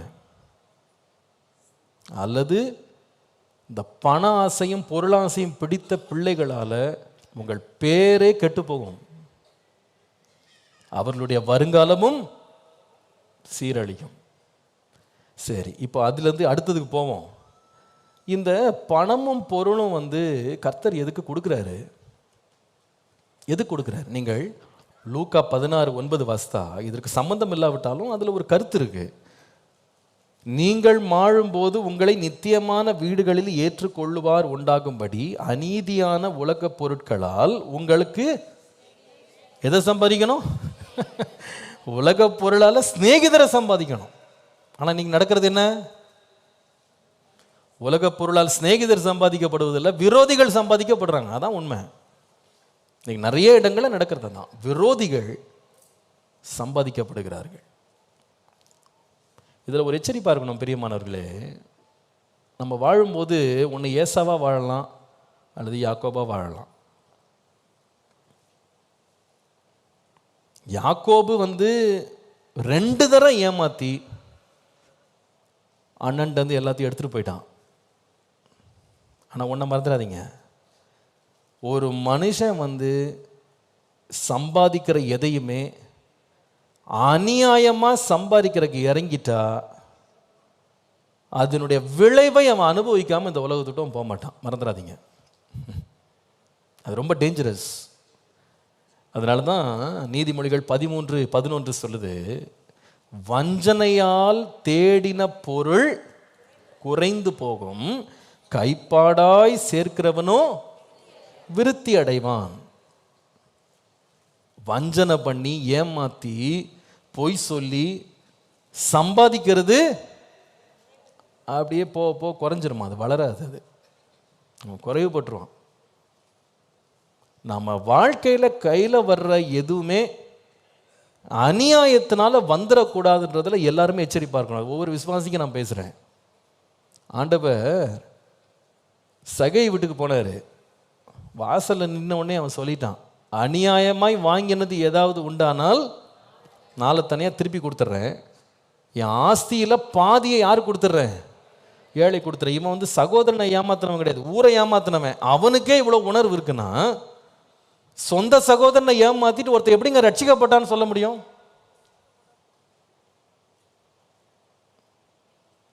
முடிவில் கர்த்தர் சொல்றாரு, இப்பொழுது இந்த வீட்டுக்கு ரட்சிப்பு வந்தது, இவனும் ஆபிரகாமின் குமாரனா இருக்கிறானே. சொந்த சகோதரனுடைய சொத்தை அபகரிச்சுட்டு, சொந்த சகோதரனுடைய சொத்தை அபகரிச்சுட்டு ஏமாற்றி தந்திரமா பிள்ளைகளுடைய வாழ்க்கைகளில் நீங்க விளையாடிட்டு நீங்க எப்படி ரட்சிக்கப்பட்டவன் எப்படி சொல்ல முடியும்? உங்க ரட்சிப்பு சந்தேகத்திற்குரியது. உங்களுடைய கிறிஸ்தவம் மாய்மாலமானது. நேரடியாக சொல்றேன், எனக்கு ஒன்றும் பயம் இல்லை சொல்றதுக்கு, பைபிள் படி தான் சொல்றேன். அநியாயமான பொருளையும் சொத்தையும் தம்பிக்கிட்ட இருந்து, அண்ணன்ட்ட இருந்து, அக்காட்ட இருந்து, தங்கச்சி இருந்து வாங்கியிருந்த ஒழுங்கா கொண்டு போய் திருப்பி கொடுத்துரு, அல்லது நரகம் தான் உனக்கு. நரகங்க, உனக்கு ரட்சிப்பு கிடையாது. உனக்கு இந்த உலகத்தில் உனக்கு ஒரு சென்ட் 2 சென்ட் ஏமாத்தி வாங்கியிருந்தா ஒழுங்கா திருப்பி கொடுத்துடணும். காசா கொடுத்துரு அல்லது நிலத்தை கொண்டு கொடுத்துரு. எல்லையை தள்ளி போடுறது, நிலத்தை தந்திரமா அபகரிக்கிறது செய்திருந்தால் நீ நியாய தீர்ப்பில் நிற்கணும். மறந்துடாதீங்க. You are not a saved person. நீ ரட்சிக்கப்பட்டவனா இருந்தால், விசுவாசத்தினாலே ஆபிரகாமின் பிள்ளையா இருந்தால், அநியாயமான காரியம் என் கையில் கிடையாதுங்க. அதெல்லாம் எனக்கு வேணாம். நிலமும் வேணாம், பணமும் வேணாம், சொத்தும் வேணாம், சம்பத்து வேணாம். என் கை சுத்தமாக இருக்கப்பா, அதை நான் தொடமாட்டேன். அந்த துணிகரம் எனக்கு வேணாம். இந்த உலகத்தில் ஒன்றையும் கொண்டு வந்ததும் இல்லை, ஒன்றையும் கொண்டு போக போகிறது. ஆனால் என் கூட ஒன்று வரும். அவனுடைய கிரியை அவனோடு கூட போகுது. என்னென்ன அநியாயம் செஞ்சோம், என்ன அக்கிரமம் செஞ்சோம், தம்பி ஒருவேளை அமைதியாக போயிடுவான், அண்ணன் அமைதியாக போயிடுவான், அக்கா அமைதியாக போயிடுவா, தங்கச்சி அமைதியாக போயிடுவா. கர்த்தர் அமைதியாக இருக்க மாட்டார், நீதியாய் நியாயம் தீர்ப்பார். புரியுதுங்களா? இது நித்தியத்துக்கு மாத்திரம் நான் சொல்ல, உலகத்துக்கு உங்களுக்கு நல்லது. ஏன் நான் சொல்கிறேன்னா, யாக்கோபு கதையை பாருங்கள். ஏப்பா 2 முறை அவனை ஏமாத்தினியே, என்ன நீ வாழ்ந்துட்ட, நீனு என்ன நல்லா இருந்துட்ட. அவருடைய ஓன் ஸ்டேட்மெண்ட்டை பாருங்களேன், கர்த்தர்ட்ட சொல்கிற ஸ்டேட்மெண்ட்டை பாருங்கள். ஆதியாகமம் 32 10-11. தேவரீர் காண்பித்த எல்லா தயவுக்கும் எல்லா சத்தியத்திற்கும் நான் எவ்வளவு வேணும் பாத்திரன் அல்ல, நான் கோலும் கையுமாய் இந்த யோர்தானை கடந்து போனேன். 2 முறை ஏமாத்தி என்னதான் கொண்டு போக முடிஞ்சது? மறந்துடாதீங்க அதை. என்னைக்குமே இந்த ஏமாத்தி பிழைக்கிறவன் வெறுங்கையாக தாங்க போவான். தம்பியை 2 முறை ஏமாத்தினானா, ஏமாத்திட்டு எப்படிப்பா போனேன்? கோலும் கையுமா போனேங்க, ஒன்றும் எடுத்துன்னு போக முடியல, ஏமாத்தினேன். ஒரு குச்சி மட்டும் தான் கிடச்சிது. ராத்திரி படுக்கிறது தலான கூட இல்லை, கல்லை வச்சுக்கிட்டு படுத்துக்கிட்டு கிடந்தேன். சரி, இவ்வளவு பண்ணிய எப்படி வாழ்ந்தப்பா அப்படின்னு கேட்டா, நல்லா கவனிங்க. கண்ணு தெரியாத அப்பாவை ஏமாத்தினான் இவன். இவனுக்கு 12 பேர் பிறந்தாங்களா, அதில் 10 பேர் சேர்ந்து கண்ணு தெரியும் போதே இவனை ஏமாத்திட்டானுங்க. உண்மையா இல்லையா? கண்ணு தெரியாத அப்பாட்ட போய் என் ட்ரெஸ்ஸை தடவி பாருங்க, நானும் ஏசா ட்ரெஸ்ஸை போட்டிருக்கேன்னு ரொம்ப தந்திரமாக இவர் ஏமாற்றிட்டு ஓட்டார் இவர். ஆனால் கண்ணு தெரியும் போது தனக்கு பிரியமான பிள்ளையினுடைய ட்ரெஸ்ஸை நல்லா ரத்தத்தில் துவச்சிக்கிட்டு செத்துட்டான் பாருங்க. ஏதோ துஷ்டம் இருக்கும் கடிச்சிருக்குன்னு சொன்னோடனே இவர் ஓன்னு அலறாரு. நீ என்ன விதைச்சியோ அதுலேருந்து யாரும் எஸ்கேப் ஆக முடியாது. மறந்துடாதீங்க. நீங்கள் நினச்சிக்கலாம், நம்ம அப்பா நம்ம தந்திரம் நம்ம மந்திரம் எல்லாம் ஒரு நாள் திருப்பி அடிக்கும். யார் தெரியுமா? வேற யாரும் இல்லை, நீ வளர்த்துட்டு வரப்பாரு பிள்ளை, என் பிள்ளைக்காக சேர்க்குறேன், அவனே திருட்டு கோட்டா வருவான். திருட்டு கோட்டுக்கு பிறந்தது திருட்டாதானங்க வரும். ஏமாத்தினவனுக்கு பிறந்தது ஏமாத்துறவனு தான் வரும். நீ 6 அடி பாய்ஞ்ச, உன் பிள்ளை 16 அடி பாயும். நீ குருட்டு அப்பாவை ஏமாத்தின, நீ பார்க்கும்போதே உன் பையன் ஏமாத்திட்டு போவான். அலறார். இப்போ என் தலைமுடி வந்து துக்கத்தோட இப்போ நான் குழிக்குள்ள போறேன்.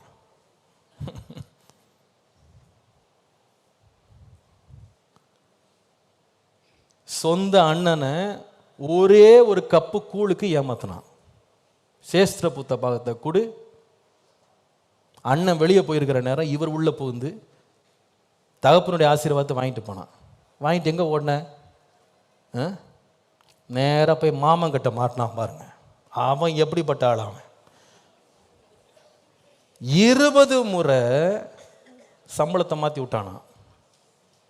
இல்லை 10 முறையா? 10 முறை சம்பளம், 20 வருஷம் வேலை, 2 பொண்ணுங்களையும் கொடுத்துட்டு பட்ட பாடு. என்ன பாடு தெரியுமாங்க? ராத்திரியோட ராத்திரியா ஓட வேண்டி இருந்துச்சு. அங்கேயும் சொல்லாம கொள்ளாம. கடைசியில் அண்ணன் வேணாம் வேணாம் போது இந்த வாங்கிக்கோ வாங்கிக்கோ வாங்கிக்கோ. எதுக்கு உனக்கு இது? எதுக்கு உனக்கு இந்த பிரச்சனை? நீ பிடுங்காம இருந்தா நீ ஏன் கொடுக்க போற? கேட்டாங்களா நான் உங்ககிட்ட? இவரே இப்போ எடுத்துக்கோ எடுத்துக்கோ, என்ன வேணா எடுத்துக்கோ, என்னை உயிரை காப்பாற்றினா போதும். இதாங்க வாழ்க்கை? இதுவா வாழ்க்கை? விசுவாசிகள் கேர்ஃபுல்லாக இருக்கணும். சொந்த சகோதரன் சகோதரிட்ட வீட்டையோ நிலத்தையோ சொத்தையோ பணத்தையோ அநியாயமாக அபகரிச்சுட்டு நீங்கள் வந்து சர்ச்சுக்கு வந்துட்டு இருக்கேன், திருவிருந்து எடுக்கிறேன், நான் வந்து விசுவாசின்னு தலை மேலே பட்டம் எடுத்துக்கிட்டு நல்லா போட்டு நீங்கள் பட்டம் போட்டுட்டு இருக்கிறதுனால தப்பிச்சிடலாம்னு நினைக்காதீங்க. எல்லாத்துக்கும் அவன் எதை விதைக்கிறானோ அதை அறுத்துருவான். ஜாக்கிரதையாக இருக்கணும். நீங்கள் கர்த்தர் ஒருத்தர் மேலேருந்து பார்த்துட்டு இருக்காரு. வீட்டில் ஒருத்தர் ஏமாளின்றதுக்காக ஏமாற்றக்கூடாது. ஒருத்தன் வெகுளியாக இருக்கான், அமைதியாக இருக்கான், ஒன்றும் தெரியாமல் இருக்கான்னு ஒன்று உங்கள் தந்திரத்தெல்லாம் பயன்படுத்துனீங்க, தந்திரக்காரனை தந்திரத்திலே ஆண்டு பிடிப்பார். அதான் பைபிள் சொல்லுது. தந்திரக்காரனை அவன் தந்திரத்திலே கர்த்தர் பிடிப்பார். அவருக்கு தெரியும், உன் தந்திரமும் தெரியும், உன் மந்திரமும் தெரியும், நீ என்னென்ன சேட்டை பண்ணிக்கிட்டு இருக்க எல்லாம் தெரியும். சில பேர் ரொம்ப கன்னிங்காக பிஹேவ் பண்ணுவாங்க. சொந்த சகோதரன் சொந்த சகோதரி அவங்ககிட்ட அந்த திருட்டுத்தனமாக பழகிறது, ரொம்ப ஞானமாக வேலை செய்கிறது, கள்ளத்தனமாக எப்படி இதை அபகரிக்கிறதுன்னு நினைக்கிறது. உங்கள் மனசாட்சி தேவனுக்கு முன்பாக சுத்தமுள்ளதாக இருக்க பார்த்துக்கொள்ளுங்க. இன்றைக்கு ஆண்டவர் நம்மோடு பேசுகிறாரு. உங்கள் சொந்த மனசாட்சி உங்களை என்ன செய்யக்கூடாதுன்னா பாதிக்கக்கூடாது. நாளைக்கு நீங்கள் தேவனுடைய பிரசன்னத்தில் போய் நிற்கும் போது அது இருதயம் வந்து பாதிக்கக்கூடாது. என்னுடைய தாழ்மையான அபிப்பிராயம், நீங்கள் உண்மையாக தேவனுடைய சமூகத்தை நீங்கள் வாஞ்சிக்கிறவர்களாக உண்மையாக ஜெபிக்கிறவர்களாக இருந்தால் நீங்கள் ஏமாற்றவே முடியாதுங்க. நீங்கள் ஏமாற்றவர்களாக இருக்கவே முடியாது, வாய்ப்பே கிடையாது. ஏன்னா சகோதரனுக்குள்ள உள்ள பிரச்சனையில் முதலாவது தலையிடுகிறவர் தகப்பன் அல்ல, பரம தகப்பன் தான். உன் முகநாடி வேறுபட்டிருக்குப்பா, சரியில்லை, ஜாக்கிரதையாயிரு, உன்னை மாற்றிக்கோன்னு கர்த்தர் தான் முதலாவது வந்து பேசுகிறாரு. அதனால் எந்த காரியத்திலையும் தயவு செய்து ரொம்ப எச்சரிப்பாருங்க. சகோதரர்களுக்குள்ள ஏன் விரோதங்க? இன்னைக்கு சில பிள்ளைங்கள்லாம் நான் பார்த்துட்டு தான் வரேன், ரொம்ப தந்திரமாக வேலை செய்கிறாங்க. தம்பி இல்லாத நேரம், அண்ணன் இல்லாத நேரம், அக்கா இல்லாத நேரம், தங்கச்சி இல்லாத நேரம், பலவீனமான தகப்பனாரை சூழ்ச்சி செய்து அவங்ககிட்ட தந்திரமாக பேசி சொத்தை தங்களுக்கு எழுதி வாங்கிட்டு சொந்த தம்பிக்கு ஒரு பங்கு கொடுக்காம, தங்கச்சிக்கு அதில் ஒரு பங்கு இல்லாமல், கூட பிறந்த பிள்ளைகளுக்கு சொத்தை கொடுக்காம நீ மட்டும் அபகரின்னு நினைக்கிற பாரு, நீயும் பிள்ளைங்க வாழ மாட்டீங்க. இன்னொருவனுக்கு ஏமாற்றிட்டு உன் பிள்ளைகள் நல்லா இருப்பாங்க நீங்கள் நினச்சிட்டா அதை போல ஒரு ஏமாற்று வேலை ஒன்றும் கிடையாது. ஏமாற்றம் அடைந்தவன் கர்த்தருக்கு முன்பாக போய் என்னை எப்படி ஏமாற்றானே, எனக்கு நியாயமாய் வர வேண்டியது அபகரிச்சிட்டானேன்னு கர்த்தர்ட்ட கதர்னா கர்த்தர் வந்து நின்று கேட்பாரு. விசுவாசிகள் எச்சரிப்பா இருக்கணும்.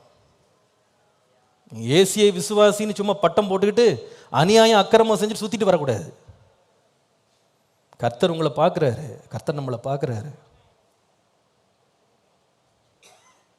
அநியாயங்கள், அக்கிரமங்கள், ஏமாற்றுகள், பொய், புரட்டு வேண்டாங்க. நமக்கு என்னங்க எடுத்துகிட்டு போக போகிறோம்? அந்த உலகத்துலேருந்து என்னங்க எடுத்துகிட்டு போக போகிறோம்? 10 பைசா கொண்டு போக முடியுமா? 2 அடி தள்ளி போட்டிங்களே, என்ன எடுத்துகிட்டு வாரிட்டு போகிறீங்களா? இங்கேருந்து என்ன பண்ண போகிறீங்க? தேவ பயத்தோடு வாழணும். பண ஆசை இல்லாதவர்களாய் நீங்கள் இருங்க. பொருளாசை இல்லாதவங்களா இருங்க. ஏமாற்றாதீங்க. சில பேர் தெரியும் எங்கெங்கே அப்பாவுக்கு நிலம் இருக்குன்னு தெரியும். ஆனால் தெரிஞ்சதை தான் சகோதரன் சகோதரிகிட்ட சொல்லவே மாட்டாங்க. அப்படியே அமைதியாக உட்காந்துருப்பாங்க. எல்லாம் எப்படி தங்க பேரில் எழுதணும், மாற்றணும் எல்லாம் தெரியும் அவங்களுக்கு. எல்லாம் தந்திரமாக மாற்றிக்கிட்டு, எல்லாத்தையும் தந்திரமாக வச்சுக்கிட்டு, உங்கள் அண்ணனுக்கும் அக்காவுக்கும் உன் தம்பிக்கும் தங்கச்சிக்கும் சொல்லாமல் நீ மறைக்கலாம்ப்பா. ஒரு நாள் எல்லா அந்தரங்கத்தையும் தேவன் வெளியே கொண்டு வருவார். நான் எத்தனையோ குடும்பத்தை பார்த்துட்டேங்க, எத்தனையோ ஃபேமிலிஸ் நான் பார்த்துட்டேன். இப்படி ஏமாற்றி ஒருவனை அழ வச்சு வேதனைப்படுத்தி தான் பிள்ளைக்கு சொத்துன்னு கொடுக்குறான் பாருங்க, அந்த பிள்ளை அந்த சொத்துனாலே அழிவான். அதையே அவன் குடிச்சு அவன் வெறிச்சு நாசமாகி இவன் கொடுத்தான் பாருங்க ஆசீர்வாதம், அநியாயத்தின் திரவியம் ஒன்றுக்குமே உதவாது. கொஞ்சம் இருந்தாலும் அது சமாதானமாக இருக்கா, நீதியாக இருக்கா, நேர்மையாக இருக்கா, அது எனக்கு போதுங்க. அது போதும். எனக்கு ராத்திரி கண்ணை மூடி தூங்கினா நமக்கு தேவை என்ன? 2க்கு 6 அடி.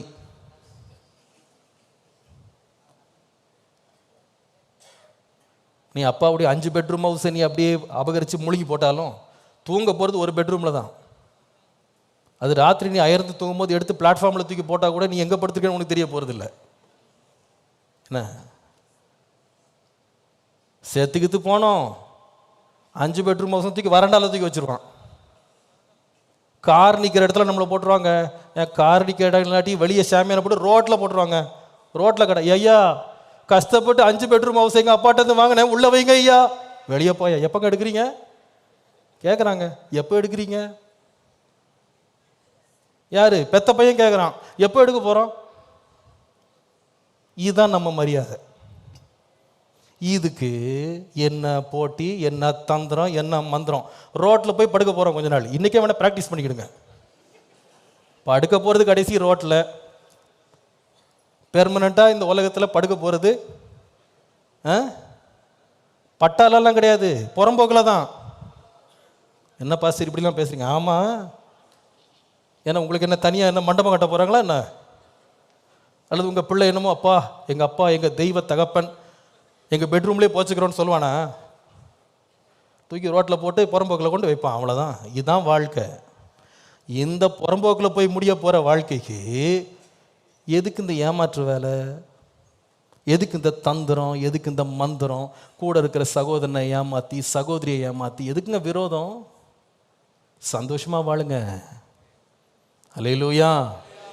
எல்லாரும் கொஞ்சம் பயந்துட்டீங்கன்னு நினைக்கிறேன். என்ன பயப்படாதீங்க, சத்தியத்தை சொல்லி தான் ஆகணும். நீங்கள் அதை ஏற்றுக்கொண்டு தான் ஆகணும். கடைசியாக 3வது, எதனால விரோதம், எதனால இந்த சகோதரர்களுக்குள்ள பகை? முதலாவது எதற்காக சொல்லுங்க? ஒருவருடைய உயர்வினால், ஒருவருக்கு உண்டான உயர்வுகளை பார்த்து சகோதரருக்குள்ள பிரச்சனை, காயின் ஆபேல். 2வது ஒருவருடையவைகளை அபகரிப்பதினால், அபகரிப்பு, தம்பியினுடைய அண்ணனுடைய சொத்துக்களை ஆசீர்வாதங்களை அபகரிப்பு, அதுதான் சகோதரருக்குள்ள பிரச்சனைகளை உண்டாக்குறது. கடைசியாக 3வது, நம்ம யோசேப்பும் அவனுடைய சகோதரர்களை பற்றி நம்ம படிக்கிறோம் இல்லை? அதில் ஆதியாகமம் 37:4 படித்தா, அவனுடைய சகோதரர் எல்லாரிலும் அவனை தங்கள் தகப்பன் அதிகமாய் நேசிக்கிறதை அவன் சகோதரர் கண்டபோது அவனோடே பட்சமாய் பேசாமல் அவனை பகைத்தார்கள். 37:5 பாருங்க. யோசேப்பு ஒரு சப்பனம் கண்டு அதை தன் சகோதரருக்கு அறிவித்தான், அது நிமித்தம் அவனை இன்னும் அதிகமாய் பகைத்தார்கள். 8ஆம் வசனம் பாருங்க. அவன் சகோதரர் அவனை பார்த்து, நீ என் மேல் துரைத்தனம் பண்ணுவாயோ, எங்களை ஆளப் போகிறாயோ என்று சொல்லி அவன் சொப்பனங்களின் நிமித்தமும் அவன் வார்த்தைகளின் நிமித்தம் இன்னும் அதிகமாய் பகைத்தார்கள். திரும்ப திரும்ப அந்த வார்த்தை எழுதப்பட்டிருக்கு. அப்போ சகோதரருக்குள்ள ஒருமனம் இல்லாமல் போறதுக்கு முதலாவது என்னது? உயர்வு. ரெண்டாவது என்னது? அபகரிப்பு. மூன்றாவது என்னன்னா பகை. பகை, என்வி, பகை. இந்த பகை எதுக்கு அப்படின்னு கேட்டா, ஆபேலை பார்த்தீங்கன்னா, காயினை பார்த்தீங்கன்னா, கர்த்தர் ஆபேலை ஏற்றுக்கொண்டாருன்னு சொல்லி அவனுக்கு ஒரே எரிச்சல் ஆயிடுச்சு. இங்க பார்த்தீங்கன்னா, எங்க அப்பா தம்பியை ரொம்ப நேசிக்கிறாருன்னு இவனுக்கு பிரச்சனை. அதிகமாக நேசிக்கிறாரு, அவனுக்கு அதிகமாக கொடுக்கிறாரு. நீங்கள் ஆதியாகமம் 49:23 வாசித்தா, வில்வீரர் அவனை மனமடைவாக்கி அவன் மேல் எய்து அவனை என்ன செய்தாங்க? பகைத்தாங்கன்னு போட்டிருக்கு. அது யோசிப்பு தான் எழுதியிருக்கு. அவனை பகைத்தார்கள். எந்த அளவுக்கு இந்த பகை போச்சுன்னா, இங்கேயும் இதே பிரச்சனை தான். அவனை கொலை பண்ணணும்னு திட்டம் போட்டாங்களாம். இதை ஏன் நான் இது ரொம்ப சீரியஸாக எடுக்கிறேன் அப்படின்னா, சகோதரருக்குள்ளே இருக்கிற பகை ரொம்ப பயங்கரமாக டைம் பாம் மாதிரிங்க. அது டைம் பாம் மாதிரி. எது எல்லாத்துக்கும் முடிவு எங்கன்னு கேட்டால், அவனுங்க பிளானிங் எல்லான்னு பார்த்தா ஆபேல் கொல்லப்படுகிறான். ஏசா கொல்லுவேன்னு சொல்கிறான். இங்கே கொல்றதுக்கே திட்டம் போட்டு கடைசியில் கொஞ்சம் பேர் தடுத்ததுனால தம்பியை வித்தே போட்டானுங்க. காசு எடுத்துகிட்டு எல்லாம் ஷேர் பண்ணிக்கிட்டானுங்க. இப்போ இது லேஸ்பட்ட பிரச்சனை இல்லைன்றதை மறந்துடாதீங்க. எல்லாம் சகோதரர்கள் தான். பெரிய வீடோ சின்ன வீடோ எல்லாமே பிரச்சனை இருக்கு. இந்த பகை நம்ம வீடுகளுக்குள்ள வரக்கூடாது. பகை மனதுக்குள்ள நம்ம பகைக்கு இடமே கொடுக்கக்கூடாது, எந்த காரணத்தை கொண்டும். சிலர் வித்தியாசமாய் தான் இருப்பார்கள் என்பது உண்மை. இங்க பாருங்க, 10 பேர் ஒரு கேங்கா சேர்ந்துக்கிட்டான். ஆனால் இந்த ஒரு பையனை பார்த்தா அவங்களால என்ன பண்ண முடியல, ஏற்றுக்கொள்ள முடியல. கொஞ்சம் வித்தியாசமாக இருக்கான். இவங்கெல்லாம் ஆடு மேய்க்க போனால் அவங்க அப்பா மடியில் உட்காந்துருக்கான். இவனுங்கெல்லாம் ஆடு மேய்க்கிறவனுடைய உடையை போட்டிருந்தான், அவன் பலவருன்னு அங்கி போட்டிருக்கான். இவங்கெல்லாம் ராத்திரியெல்லாம் முழிச்சிருந்து ஆட்டை காத்துக்கிட்டு இருந்தான், இவன் ராத்திரி சொப்பனம் பார்த்தேன்னு சொல்கிறான். என்னடா நம்மளை மாதிரியே இருக்க மாட்டேங்கிறானே, வேற மாதிரி இருக்கானே இவன். இதுதான் பிரச்சனை. நிறைய வேளை சகோதரர்கள் எல்லாம் ஒரே பெற்றோர்கிட்ட பிறந்திருந்தாலும் ஒவ்வொருத்தன் ஒரு வகையறான்றதை மறந்துடாதீங்க. எல்லாரும் வித்தியாசமாக தான் இருப்பாங்க. உண்மை தானே? இப்போ பிள்ளைகள், இப்போ நாங்கள் 5 பேர் இருக்கோம் எங்கள் வீட்டில். 5 பேரும் வேறு வேறு மாதிரி, ஒவ்வொருத்தரும் வித்தியாசமாக. ஒவ்வொருத்தருக்கு சில ஸ்ட்ரென்த்ஸ் இருக்கும், சில வீக்னஸஸ் இருக்கும். சிலது பாராட்டுக்குரியதாக இருக்கும், சிலது பாராட்ட முடியாது. அப்படிலாம் எல்லாருக்குள்ளேயும் ஒரு வித்தியாசம் இருக்க தான் செய்யும். அப்படி தான் கர்த்தர் நம்மளை உருவாக்குனார் இல்லை? நம்ம எல்லாரும் டால் மிஷின் மாதிரி இருந்திருந்தா நம்ம இப்போ பெற்று போடுற 5 பிள்ளையும் ஒரே மாதிரி இருந்திருக்கும். முகமும் ஒரே மாதிரி, குரலும் ஒரே மாதிரி, புத்தியும் ஒரே மாதிரி. அப்படி இருந்தால் எப்படி இருந்திருக்கும்னு யோசித்து பாருங்களேன். ஒன்றே சமாளிக்க முடியல, இதே 5 மடங்காக பெருக்கி பாருங்க என்ன ஆயிருக்கும். ஆனால் என்னென்னா, ஒன்று அழும்போது ஒன்று சிரிக்குது, ஒன்று சிரிக்கும் போது ஒன்று அழுவுது, ஒன்று வேணும்னுது ஒன்று வேணான்னுது, டிஃப்ரெண்ட்டாக இருக்கும். அட்லீஸ்ட் ஒன்றுக்காவது சாப்பாடு போடலாம், ஒன்றையாவது பராமரிக்கலாம், ஒன்றையாவது பாராட்டலாம். அப்படின்ற மாதிரி மாறி மாறி இருக்கும். ஒன்று படிப்பில் நல்லா இருக்கும், ஒன்று விளையாட்டில் நல்லா இருக்கும், ஒன்று ரெண்டுலேயுமே நல்லா இருக்காது, வீட்டிலேயே நல்லா இருக்கும், எல்லா வேலையும் செய்யும். இப்படி ஒவ்வொன்றுக்கும் எல்லாம் ஆள் தேவை தானே. ஒன்று பாடும், ஒன்று ஆடும். ஒவ்வொருத்தருக்கும் ஒவ்வொரு வித்தியாசமான தாளந்து கிருபைகள் இருக்கும். அது எல்லாத்தையும் அக்செப்ட் பண்ணுறது தான் ஃபேமிலி. இங்கே யோசிப்பு சற்று வித்தியாசமாக இருக்கிறான், சொப்பனங்களை காண்கிறான், மேன்மையானவர்களை யோசிக்கிறான். உடனே பொறுக்க முடியலை, அப்படி ஒரு எரிச்சல் அவளுக்குள்ள உண்டாயிடுது. இது அவசியமற்ற ஒரு எரிச்சல். கொஞ்சம் யோசித்து பாருங்க. ஒருவனுக்கு பலவர்ண அங்கி கிடைக்கிறதுனால இவங்களுக்கு ஏதாவது பிரச்சனையா? ஏங்க, இப்போ நீங்கள் ஒரு ட்ரெஸ் போட்டிருக்கீங்க, எனக்கு ஏதாவது பிரச்சனை இருக்கு இல்லையே? எனக்கு ஒன்றும் பிரச்சனை இல்லையே. நீங்கள் கலர் போடுறதுனால எனக்கு ஏதாவது பிரச்சனை இருக்கா? என் ஒயிட் ஏதாவது மங்கி போயிடும் அப்படி இல்லையே. ஆனால் இவங்க பலவர்ண அங்கி போட்டிருக்கான், நம்மளுக்கு அந்த மாதிரி டிஃப்ரெண்ட் கலரில் இல்லையே. அதை அப்பாட்ட கேட்டிருந்தா கொடுத்துருக்கலாம், கேட்க வேண்டிய இடத்துல கேட்டிருக்கலாம். ஆனால் என்ன பிரச்சனை, அவனுக்கு கிடைச்சிருச்சே, அவன் போட்டானே, அதான் பிரச்சனை. அவன் சொப்பனம் கண்டான், அந்த சொப்பனம் கண்டதுனால உனக்கு என்னப்பா பிரச்சனை?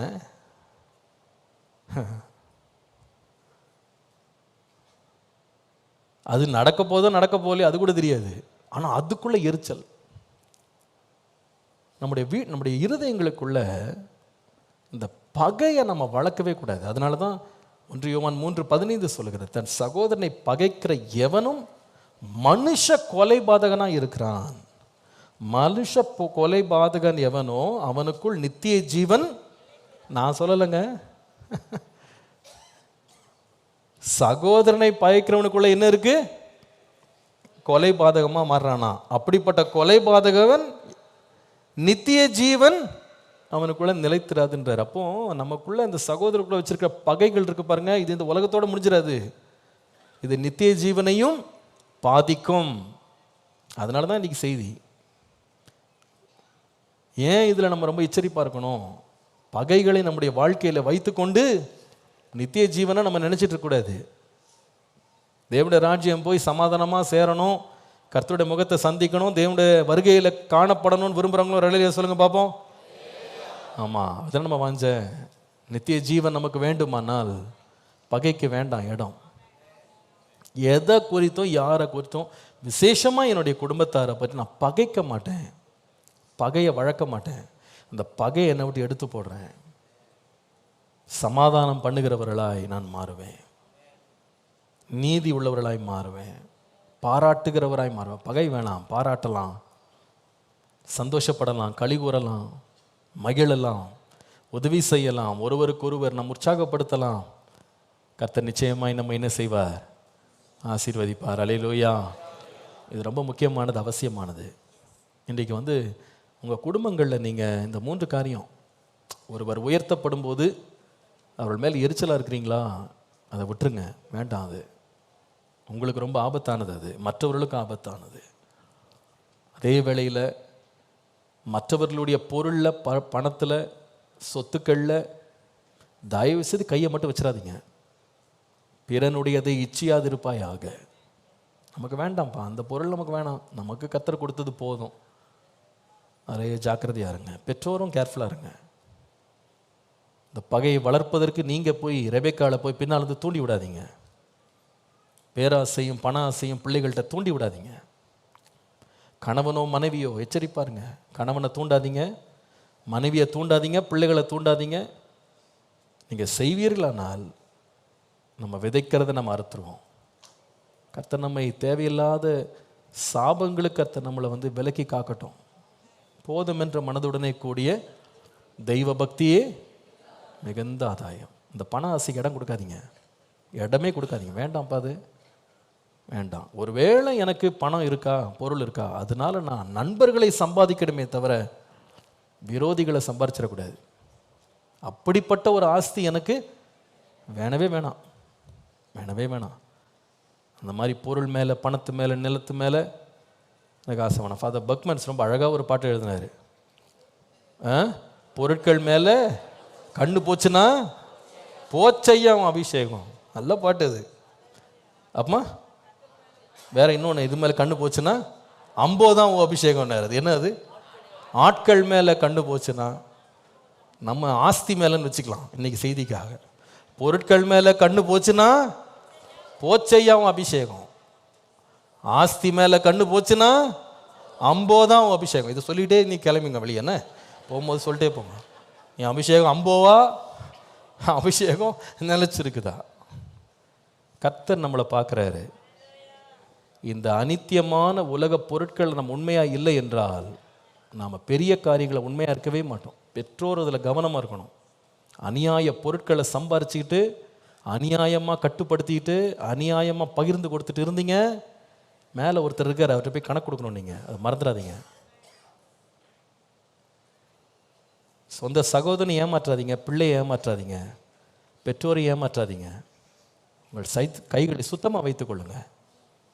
இன்றைக்கி செய்தி கேட்டு சும்மா நல்லா இருந்துச்சு பாஸ்டர், நல்லா சூடாக போட்டிங்க அப்படின்னு சொல்லிட்டு போயிடக்கூடாது. போகிற வழியில் யோசிச்சுட்டே போனோம், இந்த வார்த்தையில் எனக்கு ஏதாவது சம்மந்தம் இருக்கா? என் வாழ்க்கையில் இது ஏதாவது நான் தப்பு பண்ணிக்கிட்டு இருக்கிறேனா? என் வாழ்க்கையை நான் சரியாக நடத்தாமல் வச்சுருக்கிறேனா? ஆண்டவரே என்னை சீர்படுத்த எனக்கு கிருபை தார்.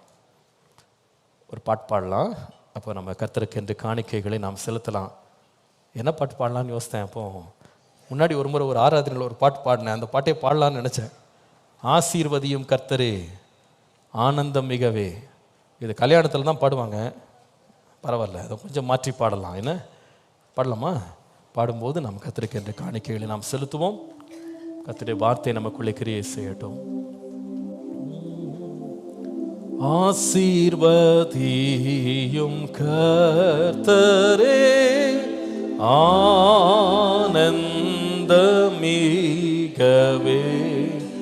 நேசாவோதியும் சுத்தரே,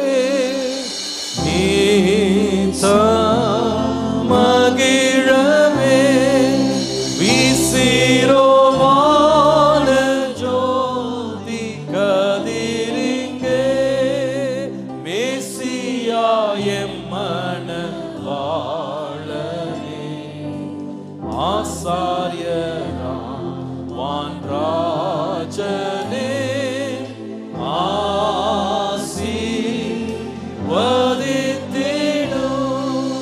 இங்கே உள்ள சபையோடு, இங்கே உள்ள சபையோடே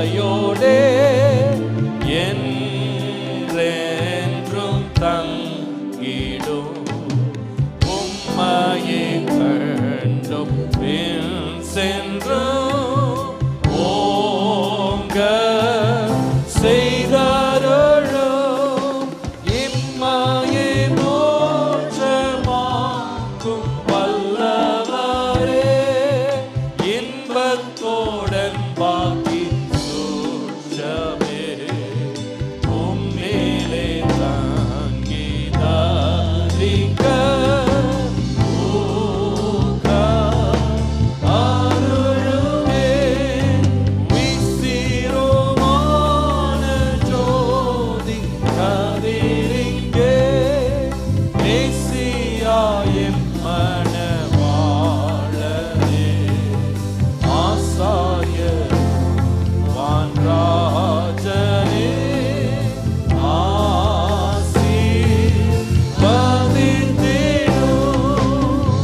ஒற்றுமையாக்கும் எம்மை, ஒற்றுமையாக்கும் எங்களை ஊடாக நீர் நின்றே பற்றோடும் மீது சாய்ந்துமே பாரும் வசிக்கவே வெற்றி பெற்றோடும் இவர் நெஞ்சத்திலே வீற்றாளும் நீர் இயேசு ராஜனா ஏற்றமான் ராயன் சேயக்கே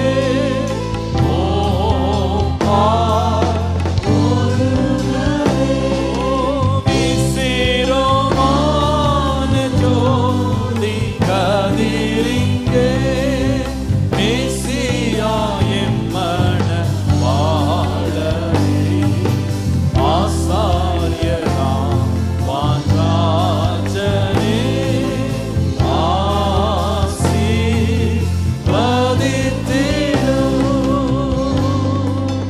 பூரண ஆசீர்வாதத்தால் பூரணமாகவே ஆதரித்தாளும் கர்த்தரே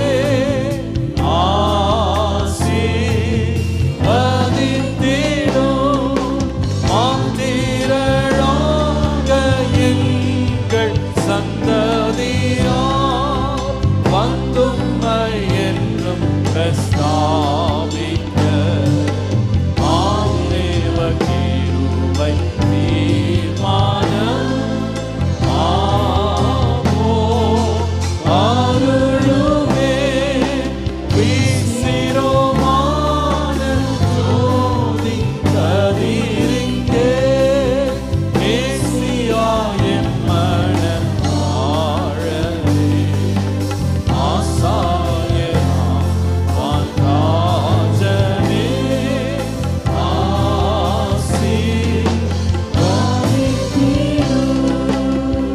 எல்லாம் திரும்பி நிற்போமா? எல்லாம் திரும்பி நிற்போம். ஹல்லேலூயா, ஹல்லேலூயா, ஹல்லேலூயா. கர்த்தர் சில வேளையில சில காரியங்களை நம்முடைய ஊழியர்கள் மூலமாய் கர்த்தர் பேசுறாரு.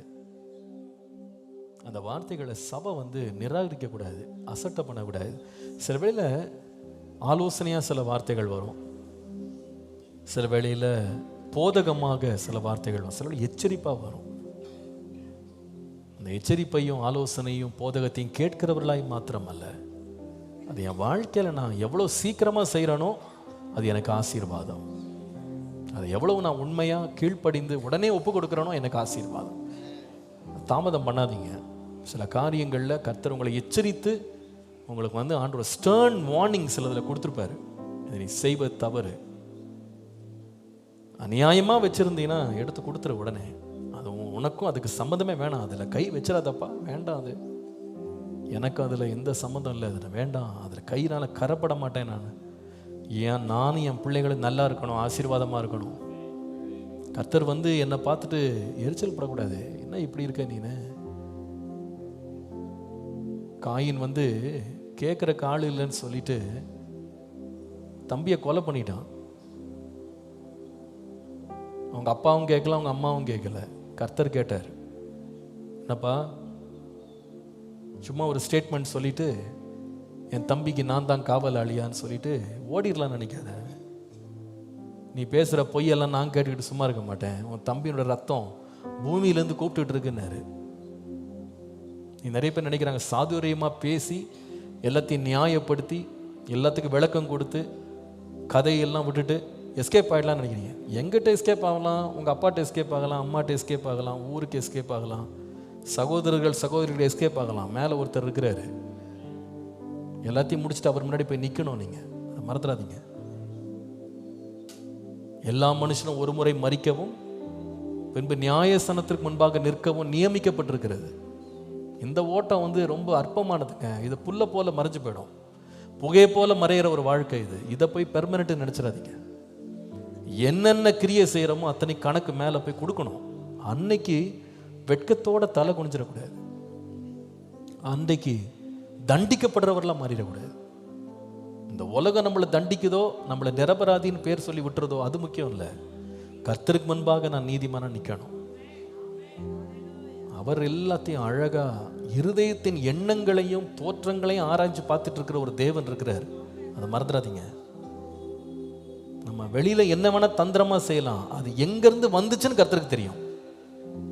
என்ன பிளான் போட்ட, என்ன நீ ஸ்கீம் பண்ண, எப்படி தந்திரமா வேலை செஞ்ச, ராத்திரி எல்லாம் தூங்கின பிறகு நீ எப்படி உட்காந்து திட்டம் போட்ட, யாரை போய் நீ சந்திச்ச, என்னென்ன செய்த, எல்லாம் கர்த்தருக்கு தெரியும்.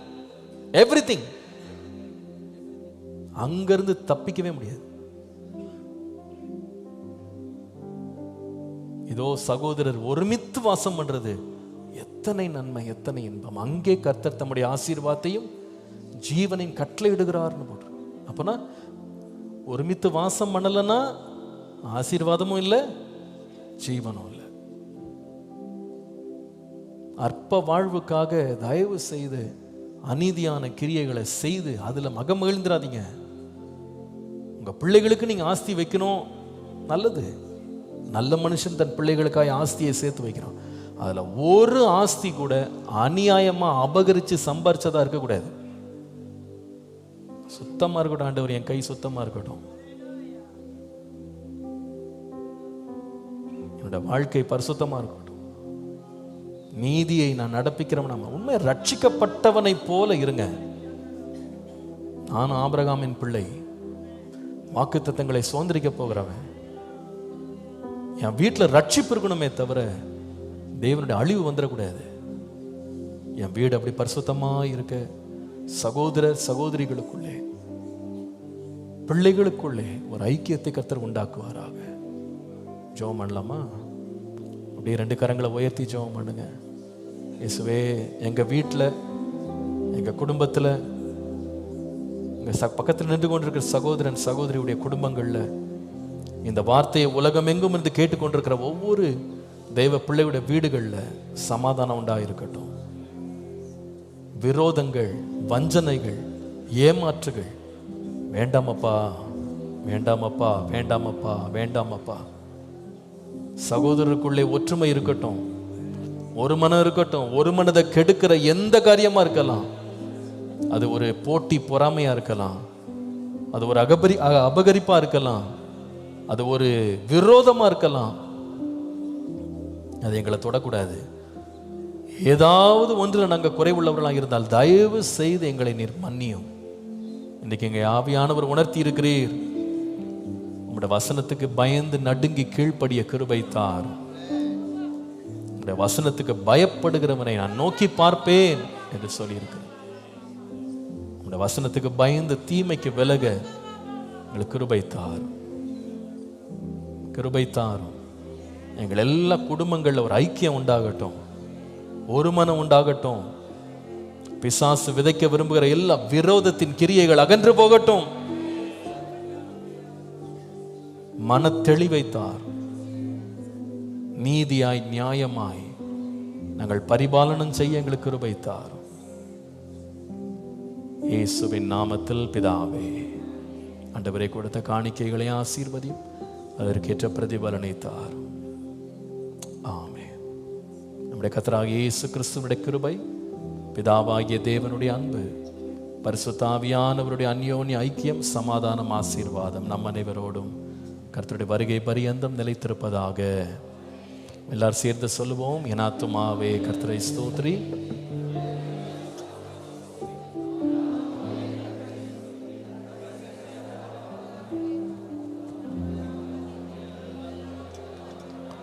பிராணனை அழிவுக்கு விலக்கி மீட்டு நன்மையினால் வாயை திருப்தியாக்குகிறார். கழுகுக்கு சமானமாய் வயது திரும்ப. ஆமேன். Praise the lord. கர்த்தர் நம்மளை ஆசீர்வதிப்பார்.